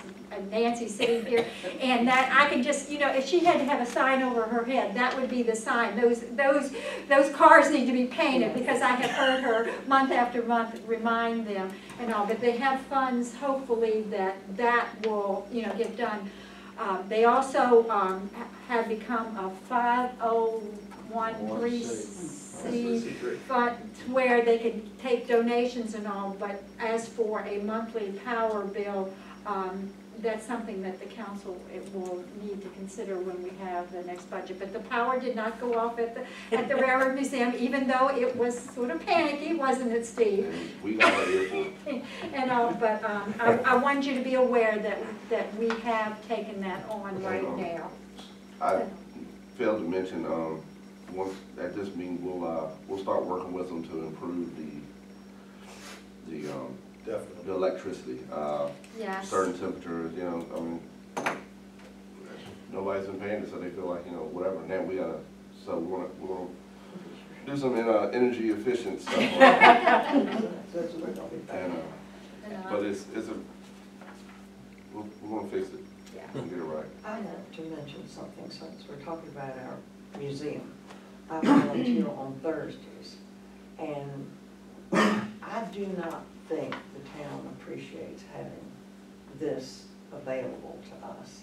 And we have visitors come in all the time that say, this is nice. A family from Amelia came in, grandparents with their grandchild. And they said, this is wonderful. We didn't know y'all had something this wonderful. And of course, yes, we do.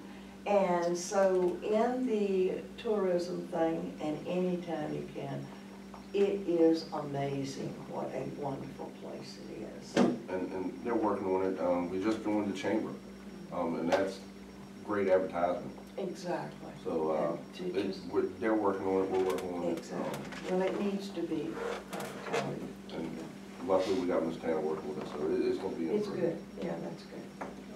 I through my years of being at the meetings and all, I would hope that not only the citizens of the town, but between the volunteers and the council and all, that we can all have a positive feeling about one another and feel that, because we all are a part of it, because, you know, it is part of the town.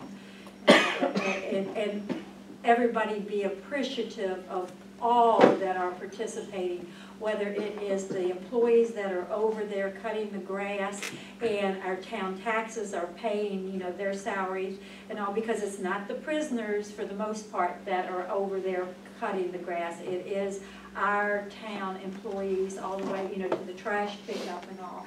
And it is, you know, something that we all are a part of, not just, you know, separate entities.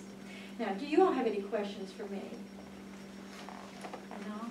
I am so glad to see Mr. Gunner back, and I do send my concerns and my sympathy out to what the Spencer family is going through right now, because it is a tough time, and Ann and Norma and the whole family is a good part of this town. So. Okay, moving on to new business. Okay, new business. The only thing that I want to bring up is purchasing that Dixie chopper. And I don't know where, they got a bid for $11,440. It is a 35 horsepower, 74-inch cut. I'd like to make that as a motion that we purchase that. And if we can get it any cheaper than that. Where did you say the money coming from? Coming from that Snow removal. Have we got the money? Mm-hmm. We got. We got one payment and two more coming. So the first one was 38, is that correct? Yes.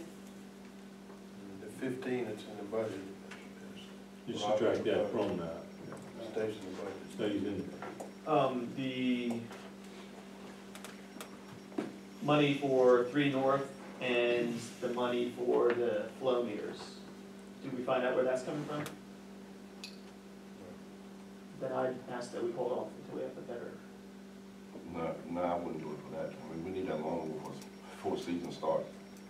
On the 3 North, Chief and I talked about a plan, trying to save some money for that. I'll let you know about that, but we need that loan.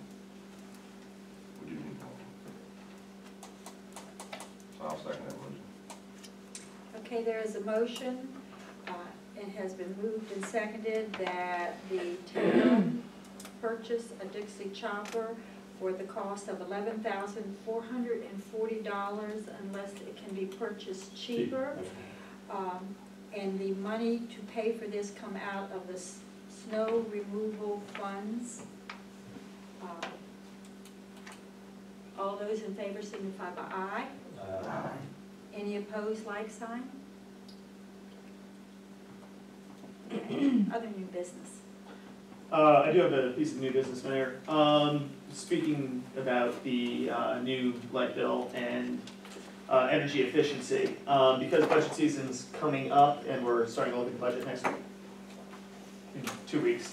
I'd ask that the Public Works and Infrastructure Committee start to look at other ways to save money, even investing some money up front so we save money in the long run, switching to LED lights for our street lights, maybe looking towards solar power if feasible, if economically feasible, just to have put a few options on the table, and even if it costs money up front. Street lights belong to Dominion Power, they don't belong to the town.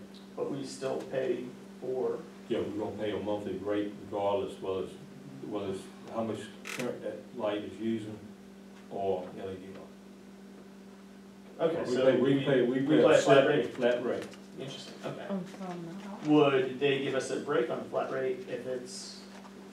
Well, you gotta put an LED light up there, our rates will probably go up. Well, it's What I was it's something that we've been working on for quite a while, and it's not a bad idea.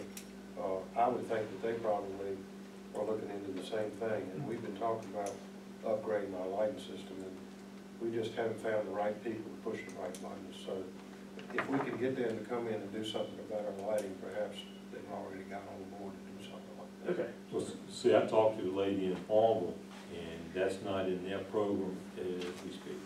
That lady in Falls got the right one. We gotta find I talked to somebody. Rodney's son, Well, he just said he doesn't deal with it. yeah, but he can do it. I mean, we all know the streetlights in town need some work. They're dim, they need cleaning. We used to have, what was the guy's name? Paul. Dansburg. He went around regularly and cleaned them. All that's gone, and I know it's like everything else, we don't have the manpower anymore. We're still paying that and more for the service. Something on even a smaller scale that might save a bit is if we started every month or so with the light bulbs that the regular ones start with the energy efficient ones, you know, buy them by the case and taking that incandescent light bulb out and putting in the new low. One of the things that the manager down at Crewe Station told me was that they had their lights replaced there at the pumps, and even though they had a cost, it was an amazing that they have better light, it's better secure down there now, and that their light bill went down like $500 a month. Just, you know, by replacing that she was very excited about it, of what a difference that made. Well, see, Norfolk Southern did that, they, 3 years ago, went through and replaced all the fluorescent bulbs and everything. I think he did it over the shop too, didn't he? Yeah. Yeah. You No, know, lock they're it. using, it's not the LED light, it's just a smaller, fluorescent light that actually uses half the electricity. They did that over the whole system. And the bulbs now can be bought in bulk at these large service centers that are so much less expensive than when you're going out and buying one or so. It's a suggestion. Okay, great, thank you. Okay, any other new business? Okay, continuing, oh, excuse me. I don't know if it's really new business, it's more curiosity than me. What's the deal with the church bells? Why don't we allow church bells, or do we? Maybe they don't have none to ring. I mean, I don't know, if the Baptist church has any? I think I don't know. Yes. We have. I mean, I think it's something great to have. I like it going to Blackstone and hearing it, you know, you're in Blackstone, walking the street, or, you know, standing there and. Didn't we used to ring them, James Lee, at one time?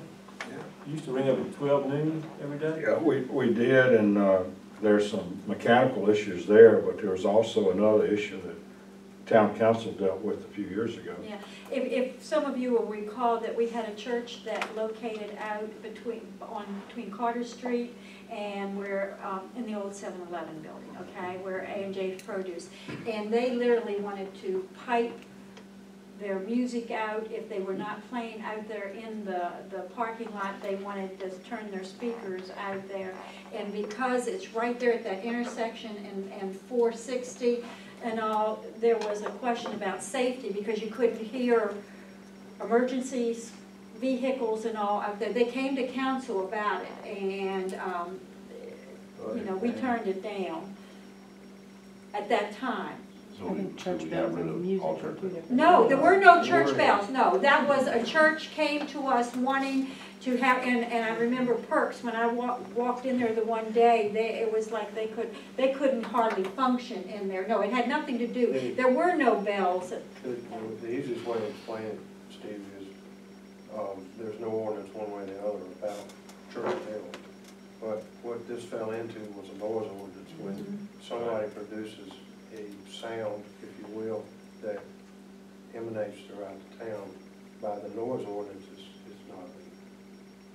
So there's nothing in there that specifically points at church bells, but there are noise ordinances.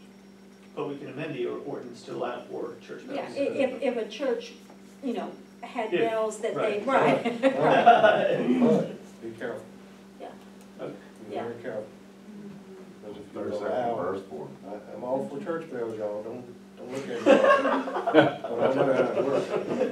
If somebody doesn't like a church bell, then you're gonna have an issue. But at that time, there were no bells being played, like at noon or, you know, at 6 o'clock or whatever. But this church came and they were actually in the process, they were doing it. And they came and we were nice about it and they were nice about it.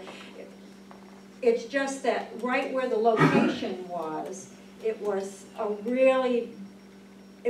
a disaster waiting to happen, in my opinion, as being on council. And all. And it was completely different from you know, your soft chimes at a certain time and all, but that, we haven't been presented with that. I hope y'all start again, it'd be nice. It's been discussed. Go eat your lunch in the park and get you a bell. Okay, any other new business? That's all I want. Okay, moving to continuing business. The first one is, we have for several months had about the town Facebook page and the town of Crewe website, and do we have any input into that? Mayor, what I'm passing around is an assessment of our outreach efforts and a plan moving forward. It was brought up last month as to whether or not we should maintain the Facebook page and continue it, and the cost in terms of time and resources was brought up as a reason for maybe not pursuing it anymore. Let me just quickly go over this. Facebook, the cost since June 24th, 2012, which was 45 months ago, when we first started our town Facebook page. We've received 20 messages for response in that 45-month period, and 4 questions in the comment section needing response.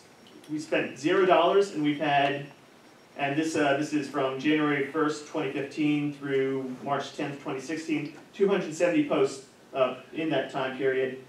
And assuming 2 minutes per post, this comes out to 9 hours over 62 weeks, or an average of 1.7 minutes per work day. To put that in perspective, when I'm at work, about 10:30 every day, I get up from my desk, go heat up a cup of water to make some tea, heat it up for 2.5 minutes. That takes more time than it has been for town Facebook. The benefits.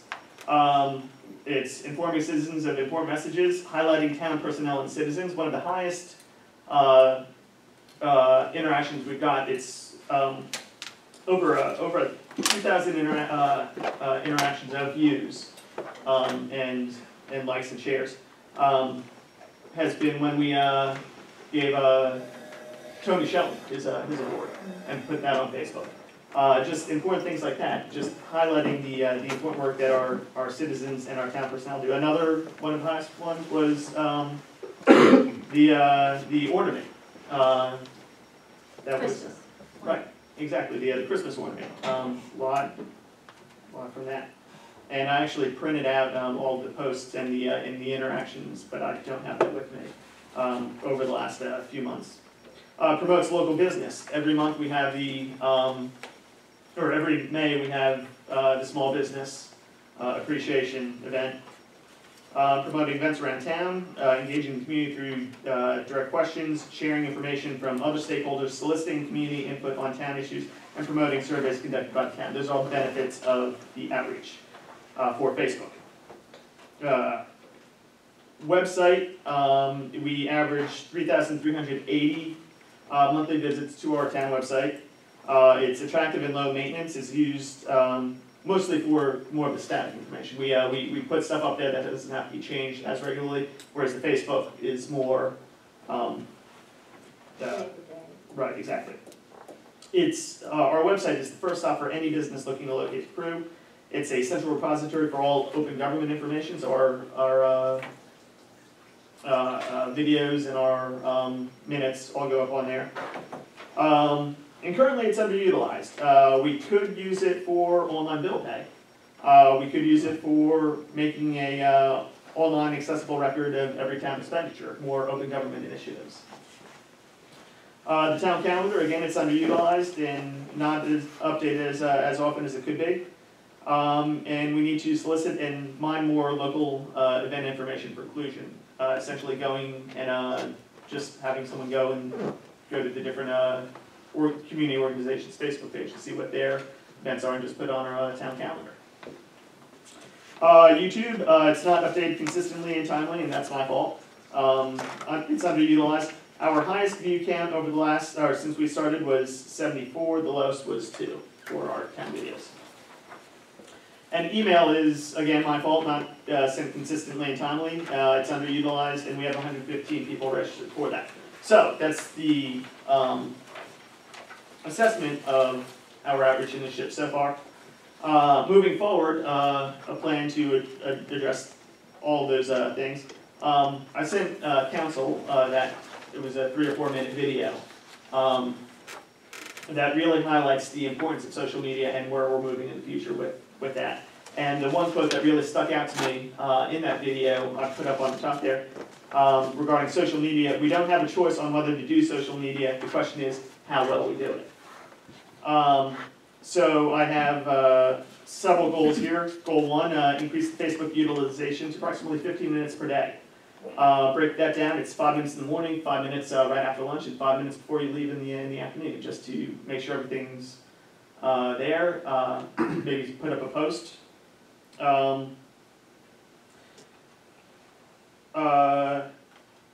Establish set times for accessing social media. I have different deadlines there. I'd like to send town staff to social media training, some kind of a course. They have several offered. They range anywhere from $500 to $1,500 to really get integrated with social media, find out more things that we can be doing, really emphasize that. And assign 24/7 social media monitoring to 2 town staff. And the flip side of that is, because they'll be using their personal cell phones to do that, reimburse the cost at $50 per month for that. Again, those are just some of the strategies we can be pursuing. Goal 2, streamline the council video recording and uploading process. We would replace the video camera and me going back home and uploading it all, and instead doing Facebook now has what they call Facebook Live, where essentially you turn on your phone or whatever it is you're using, and it uploads live streaming to the town's Facebook page, and then it stores that video there. So rather than so people can literally be sitting in their homes watching what we're doing as we're doing it, and that's no cost.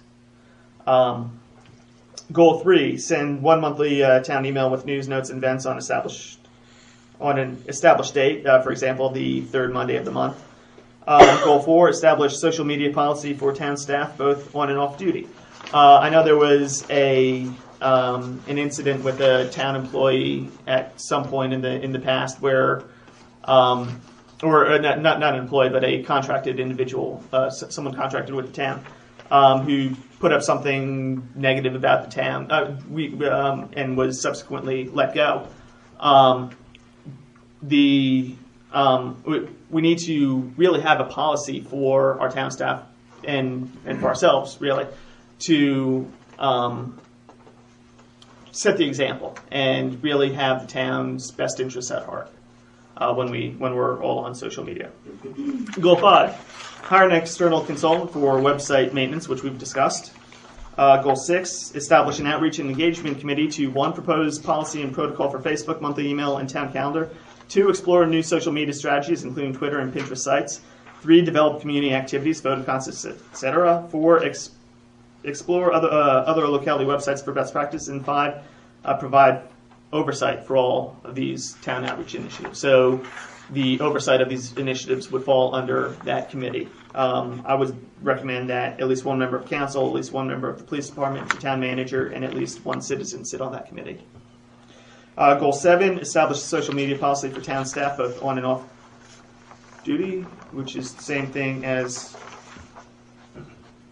Okay, ignore goal 7.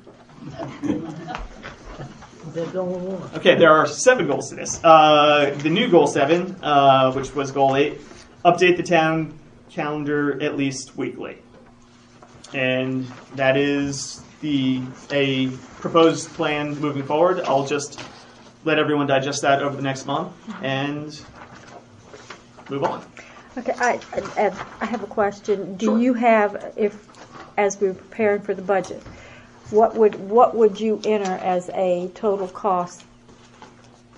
It all depends on what we want to, which of these we want to pursue. I'm sure there would be conversation over some of these, but I can come up with the total cost by our budget meeting, assuming we do everything.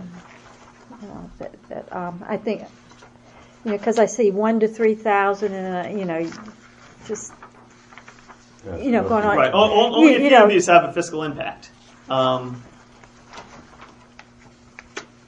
The sending staff to social media training, the 24/7 social media monitoring, if we also reimburse cell phone costs, or really the only two. How many people would that be involved with cell phone? That would just be the two that are assigned to the two that are $100 a assigned. month.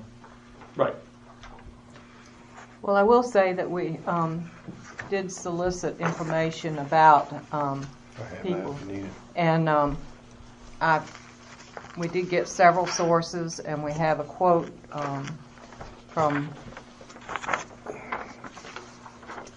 one who already works with the town of Crewe on the computer system, and he's given us a quote of billing at $60, and he said he wouldn't even send a bill if it was less than $60, and it would add up, and I've forgotten how many hours that was going to be. And when we, at the last meeting, once we contact this person to have it budgeted and are serious about it, I was wondering if there were the other things, because I agree exactly on the social media. The question is how well we do it, and that's what the conversation's been about the whole time, because we can't have everybody just putting whatever on social media, and there needs to be. So I appreciate this plan. And I think some of the things that I was thinking, too, on our website, you can have scrolling announcements. It doesn't have to be as static as ours is. Mm-hmm. So there's a lot of ways to include much of what we're talking about here as far as announcements and so forth. And I'd have to look. One of the other quotes that I noticed was that social media is, I've forgotten the exact percentage, responsible for an awful lot of divorces. Which is why we were being so careful about being responsible. I did watch the video all the way through. There you go. And made notes. Jim got rid of his Facebook. Huh. Shoot, I don't have to worry about him. He can't even turn the computer on. He might get in trouble, but it won't be there. So anyway, well, I thank you, Phil, for this. And like I say, the town manager does have that contact information. And we probably, as we move forward, need to meet with that person and see what we can do to get a lot of it done in one place. Okay. Any other questions or comments on this? Very good. Two things that can be interconnected and come up with a plan. Very good. Okay, the second item that I put on here that we've been discussing is the Celebration of Democracy Election Day update. Thank you, Mayor. Coming around, another informational paper. And it's basically, the date would be, of course, Tuesday, May 3rd, 2016, time 4:30 to 8 o'clock. Location would be the Crewe Library Park, and rain location, Crewe Community Center. I still have to check with the Community Center and make sure they're available that evening. The purpose, to celebrate the democratic process during biennial Town of Crewe elections and encourage participation therein. Participants free and open to the public, regardless of age, voter status, or whether voters choose to exercise their right to vote. Community organizations, churches, and businesses are invited to set up booths and showcase their work. Logistics are things that we still need to figure out. Budget, how it'll be funded. and different options there. Funding by candidates themselves is negative optics. Using public funds is not as negative. It may not sit well with other community members. I would say the best approach is to see if local business would contribute to the event. What would the total cost be? We can use National Night Out as a way to estimate costs. Whatever we spend on that is probably roughly what we want to budget for this. Food, who will cook, the cost, and what will be served are all questions that need to be answered. The activities, the event timeline. 4:30, the event begins. Then the poll workers announce the winners. The event ends around 8 o'clock. And event promotion. Next steps, need to establish a committee to include council members and community members to plan and execute the event. Pastor Bradley has agreed to help with the logistics of this event. I would also recommend, if it be their pleasure, that anyone currently on council or in the mayor's position not running for re-election might also want to take part. That way it stays away from those of us who are on the ballot. But can we legally? Have we even approved to do this yet? Well, can you do something at 4:30 with the polls open till 7? yes, as long as you're not impeding the flow of voters in the. Has any other communities done this that you know of? No. So we're innovative. Town attorney? What did you say, Jesse? I read something in the news. The town attorney reported last month. Yeah, what I would need to do is, if you all want, I can get the specifics of the event and run it by my contact at the state election boards. And then they could tell us more, because when they responded, it was more of a general response and not really about, hours or who funded or things like that. What they generally responded was, you can't do anything that would affect negatively voters, or say, oh, well, you voted, you get a hot dog, versus, you didn't vote, you didn't. So that's why I was wondering at 4:30, when you still have polls closed to 7. Polls open till 7, and you're going to serve food or anything out there. To me, that's an enticement. That's sort of like giving the guy a quarter to get a shot of liquor, when he goes to vote. That's how my history is. I would argue that as long as it's open to anyone, and they would, and anyone can come in regardless of whether or not they intend to vote, and as long as we're not impeding the flow or promising anything. Then it should, based on the what was presented at the last meeting, shouldn't be any legal issue. But impeding the flow, does that mean the traffic flow of being able to get to the polls because of the masses coming to eat? I'm trying not to be devil's advocate, because I think it's a wonderful idea. I don't want us to open ourselves up into something that's. Don't we have to be careful that we don't appear to be trying to influence the voters? Mm-hmm. That would be the main thing. Right. And this is just the proposal. Right. With them. I would recommend we form a committee to take it forward, figure out those logistics, and go from there. One thing I would recommend and request is that we just get approval of every single aspect from the Virginia State Board of Elections. I think we're rushing it a little bit for May 3rd, but I was reading the minutes, and what was in the minutes was that one such event could be held after the election, which is what I think Mayor Wilkerson was getting at. The event would start once the polls close.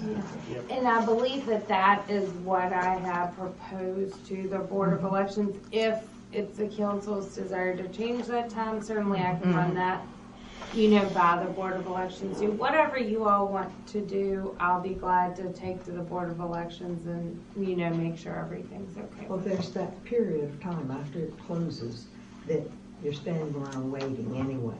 So this would be a great time to do something. If you want to talk, then it wouldn't matter. I won't go away and feed I live We'll bait that deal. Stephen, you run around and ring that bell. Church I think it's I like the idea. yeah, it's a way to get the voters out there, because I mean, it's quite sad, period. Rick, 250 out of 2,500 people that are in the town, only 250, 260 vote. I mean, that's sad. I mean, we've had people out there that went above and beyond to get us this right in the first place, and then we're just going to just town government and then complain the whole time. Right, it's also a way to celebrate the people who are running. I know there's 8 of us running for 7 seats. I mean, everyone who runs should be celebrated, and everyone who's served and is not running should also be celebrated, because it's a public service. And I also think it should be donations toward it instead of the town footing the bill for it too. Right, that's what I put in there as the best approach. But I think a committee would be a committee of individuals not directly involved in this election would be best. I decline from. Okay. I mean, no, it's a big job, and I'm sorry. I don't feel like I have the time to devote to it, because I think it's a wonderful thing. But here it is, the middle of March, and I think it's a little real unrealistic for me to try to do something like that. In honesty, with my thing, so I will decline from forming this. Not that I wouldn't help, some other way. Not saying a word. But I have a report to give, and that may have some influence. Okay. Were there any other questions on this? I don't. Okay, Council, how do you want to go? I mean, this is March 14th. How do we want to move ahead, because this is coming up quickly? Personally, I don't think we can do a good job and thoroughly investigate everything by May 3rd. Table it and let the next committee do it. Easy for you to say. We should let the next council do it. Yeah, that's right. Is it something that could be done in conjunction with homecoming, which is the Well, that sort of defeats the purpose of getting people out to vote. Yeah. Well, then you bribing people to come vote. Not for him, though. No. Huh? Not for him. I'm telling. We're encouraging people to vote. It's not bribery. It doesn't say vote for Phil on the hot dog. Right, exactly. But it does say Steve. Yeah. That's Tiffany bought him, so. Yeah, I mean, what's it going to hurt if we talk to the voter registration board and see what can happen? I mean, and if we can't work out all the kinks and bugs, we'll try it for next time. Or at least try to do something. Okay. But I can't be Council, are you want then that our town attorney pursue this, so that they would have whether it's done now or later, they would have the information needed to organize an event like this legally, and everything above the law. I just need the exact details of it so I can run it by the. I would need exactly who's gonna sponsor it, what's gonna, all of the details that would be necessary. We'll talk after the meeting. Why don't we just table this until the next election? Because of the cost. Because the money we're going to be spending, Tessie's going to spend right much time on that. We're going to be paying her to do that too. Does anybody else got an idea how to bring people to the polls? I mean, if we're worried about the town attorney's cost, I'll walk over. The Department of Elections is right next door to my building. I'll walk over there tomorrow and figure out the details. Talk to them. Bring it up at the next meeting. We'll bring it up at the work session. Well, I'll bring it up at the work session. But our work session is going to be budget. Specific budget. Just budget? Unless we put in there Well, and advertise it.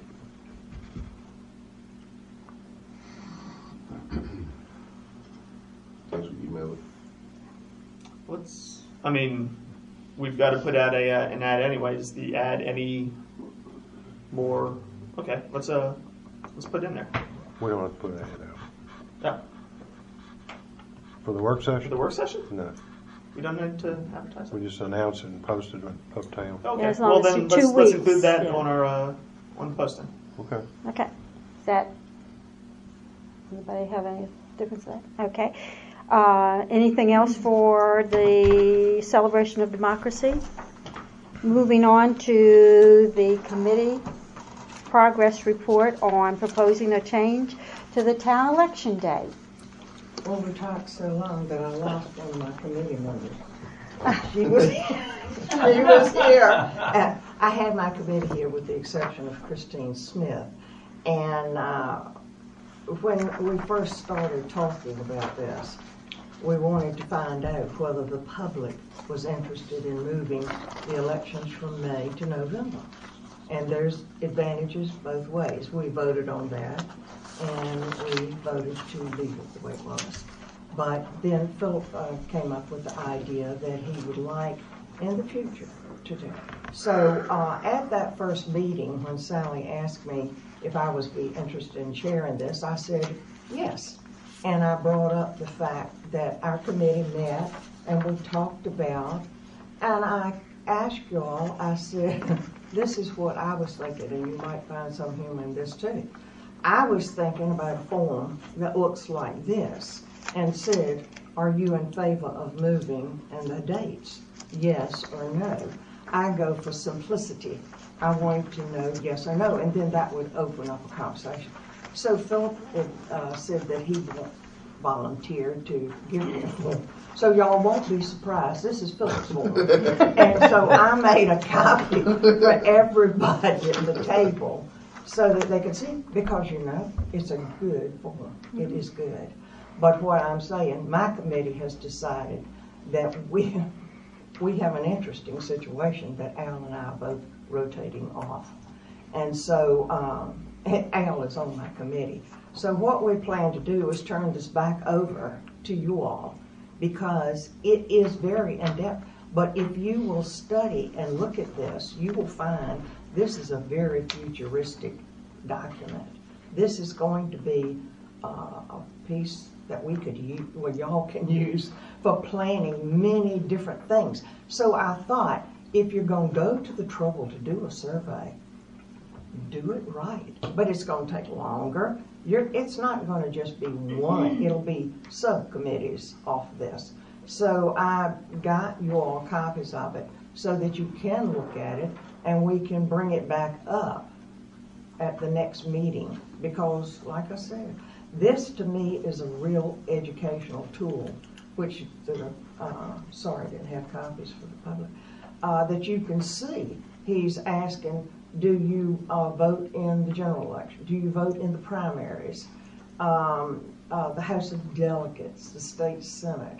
So if and when we had this education of the public and greeting and encouragement to vote, we could have some documents and sit down and talk to the public. And so I see it as really, I think when you sit down and read it, my head has just started popping with different ways that it could be done.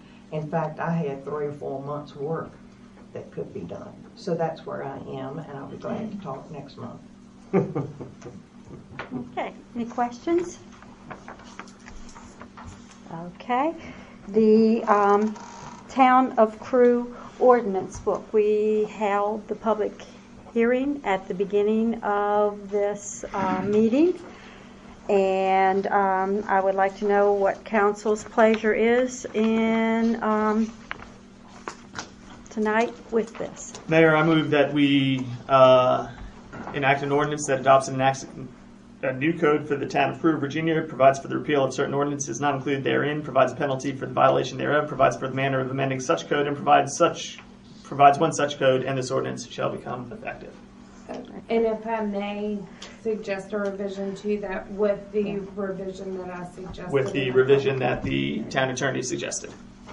Okay. Second. Okay, it has been moved and seconded that the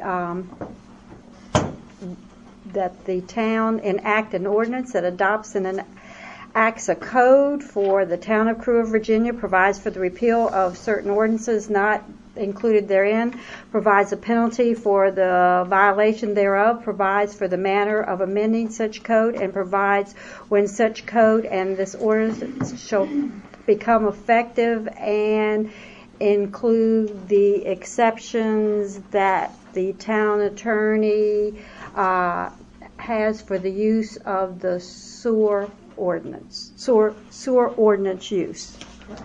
Okay. All those in favor signify by aye. Aye. Any opposed by like sign? Okay, it has been approved. Okay, any other continuing business? I just have one quick question. Was the situation with Wendy Bowen resolved from last month? Okay, perfect. That's all I need to know. Okay, public comments. We've done a lot of talking. Yes, sir. For the past 2 months, since the beginning of the year, Calvary Church has done appreciation dinners. We did in January appreciation dinner for police officers. In February, we did one for the fire department. And this coming one, we would like to do one for the town council and the EMTs and emergency personnel. And they're more than welcome to join us at 5 p.m. after our Easter Sunday service in the morning. That way, so if y'all want to go home and just relax, not cook anything, you're more than welcome to come join with us. We'll cook your food and do your dishes, and y'all can go home and enjoy the rest of y'all's Easter. Oh, how nice. Thank you. What's that? What day is it? It's the last Sunday of the month right after Easter. Okay. It's during Easter. It's Friday, 5 p.m. Easter Day. Easter Day. 5 p.m. Perfect. Thank you so much. That is a very nice thought. Thank you. And thank you for coming with us to offer our invocation. I know this is the second time you have graciously accepted my invitation. I appreciate it.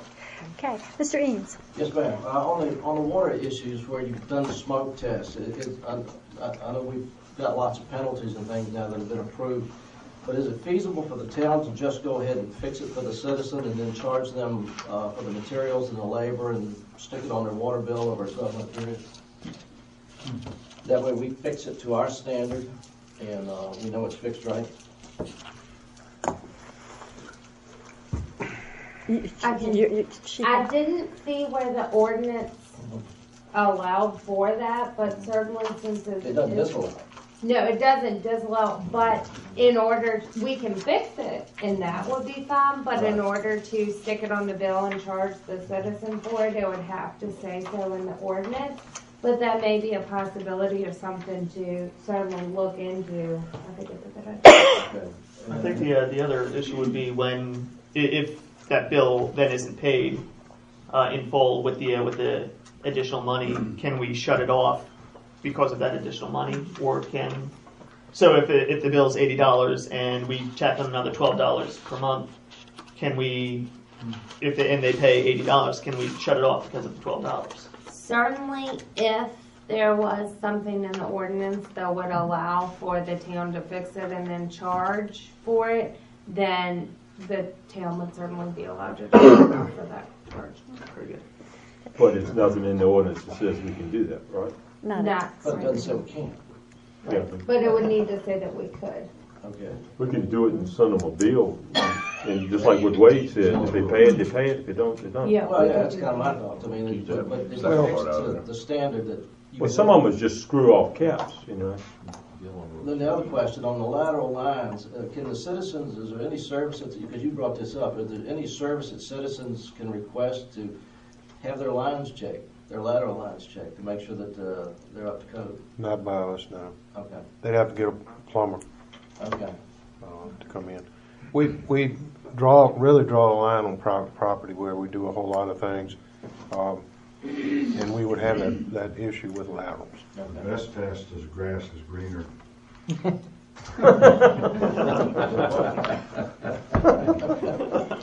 Any other public comments? Mr. Horn.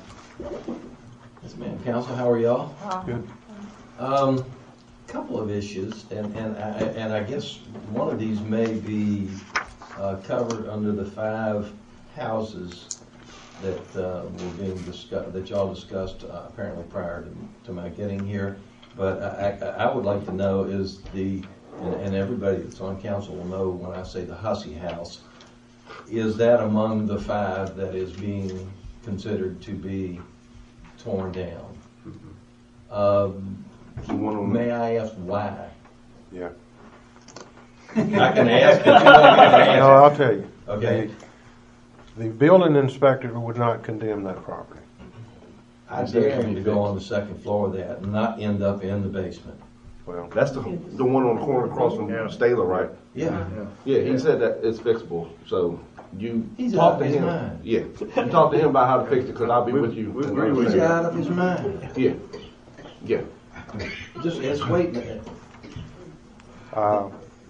Mr. Ronnie Roy, he's waiting for talk to a Mr. kid Roy to get about in it. there and for a kid to get in there and get hurt, and I don't know who gets sued in that case, but Well, she thinks she's got a gold mine there from what all I hear. well, one's more than it costs you more to tear it down than it's. Next issue is dogs running free. My dog and I got, for want of a better term, attacked the other day. I had to grab my dog up, and still some of his fur ended up in the mouth of the dog that came in. It was a little dog, about yay tall, and I still have some good punting skills because that dog went about 15 feet when I kicked it. But I see too many dogs in the town running free, and I think that's something that needs to be addressed. There is an ordinance on file about dogs running at large, and it does prohibit dogs from running at large. I'm well aware of that ordinance. They've done a good job of that for the most part. And not to be confrontational, but it does help if you could pick up the phone and let us know at the time, hey, on such and such street, I just saw this, because if Tony is available and all, we will send them down. Yeah. No, I can't say, I know TJ. Yeah, excuse me, I meant TJ. Yeah, TJ, you call him, he'll do it, but a lot of times, they'll get to the pound, the owners will come pay for it, the next thing you know, they'll run it back out again. Yeah. So, I mean, but, it's a concern, trust me. And I'm going to get a bunch because I can't get here when you guys, because I've got practice at my church on Monday nights. I just let them out early tonight.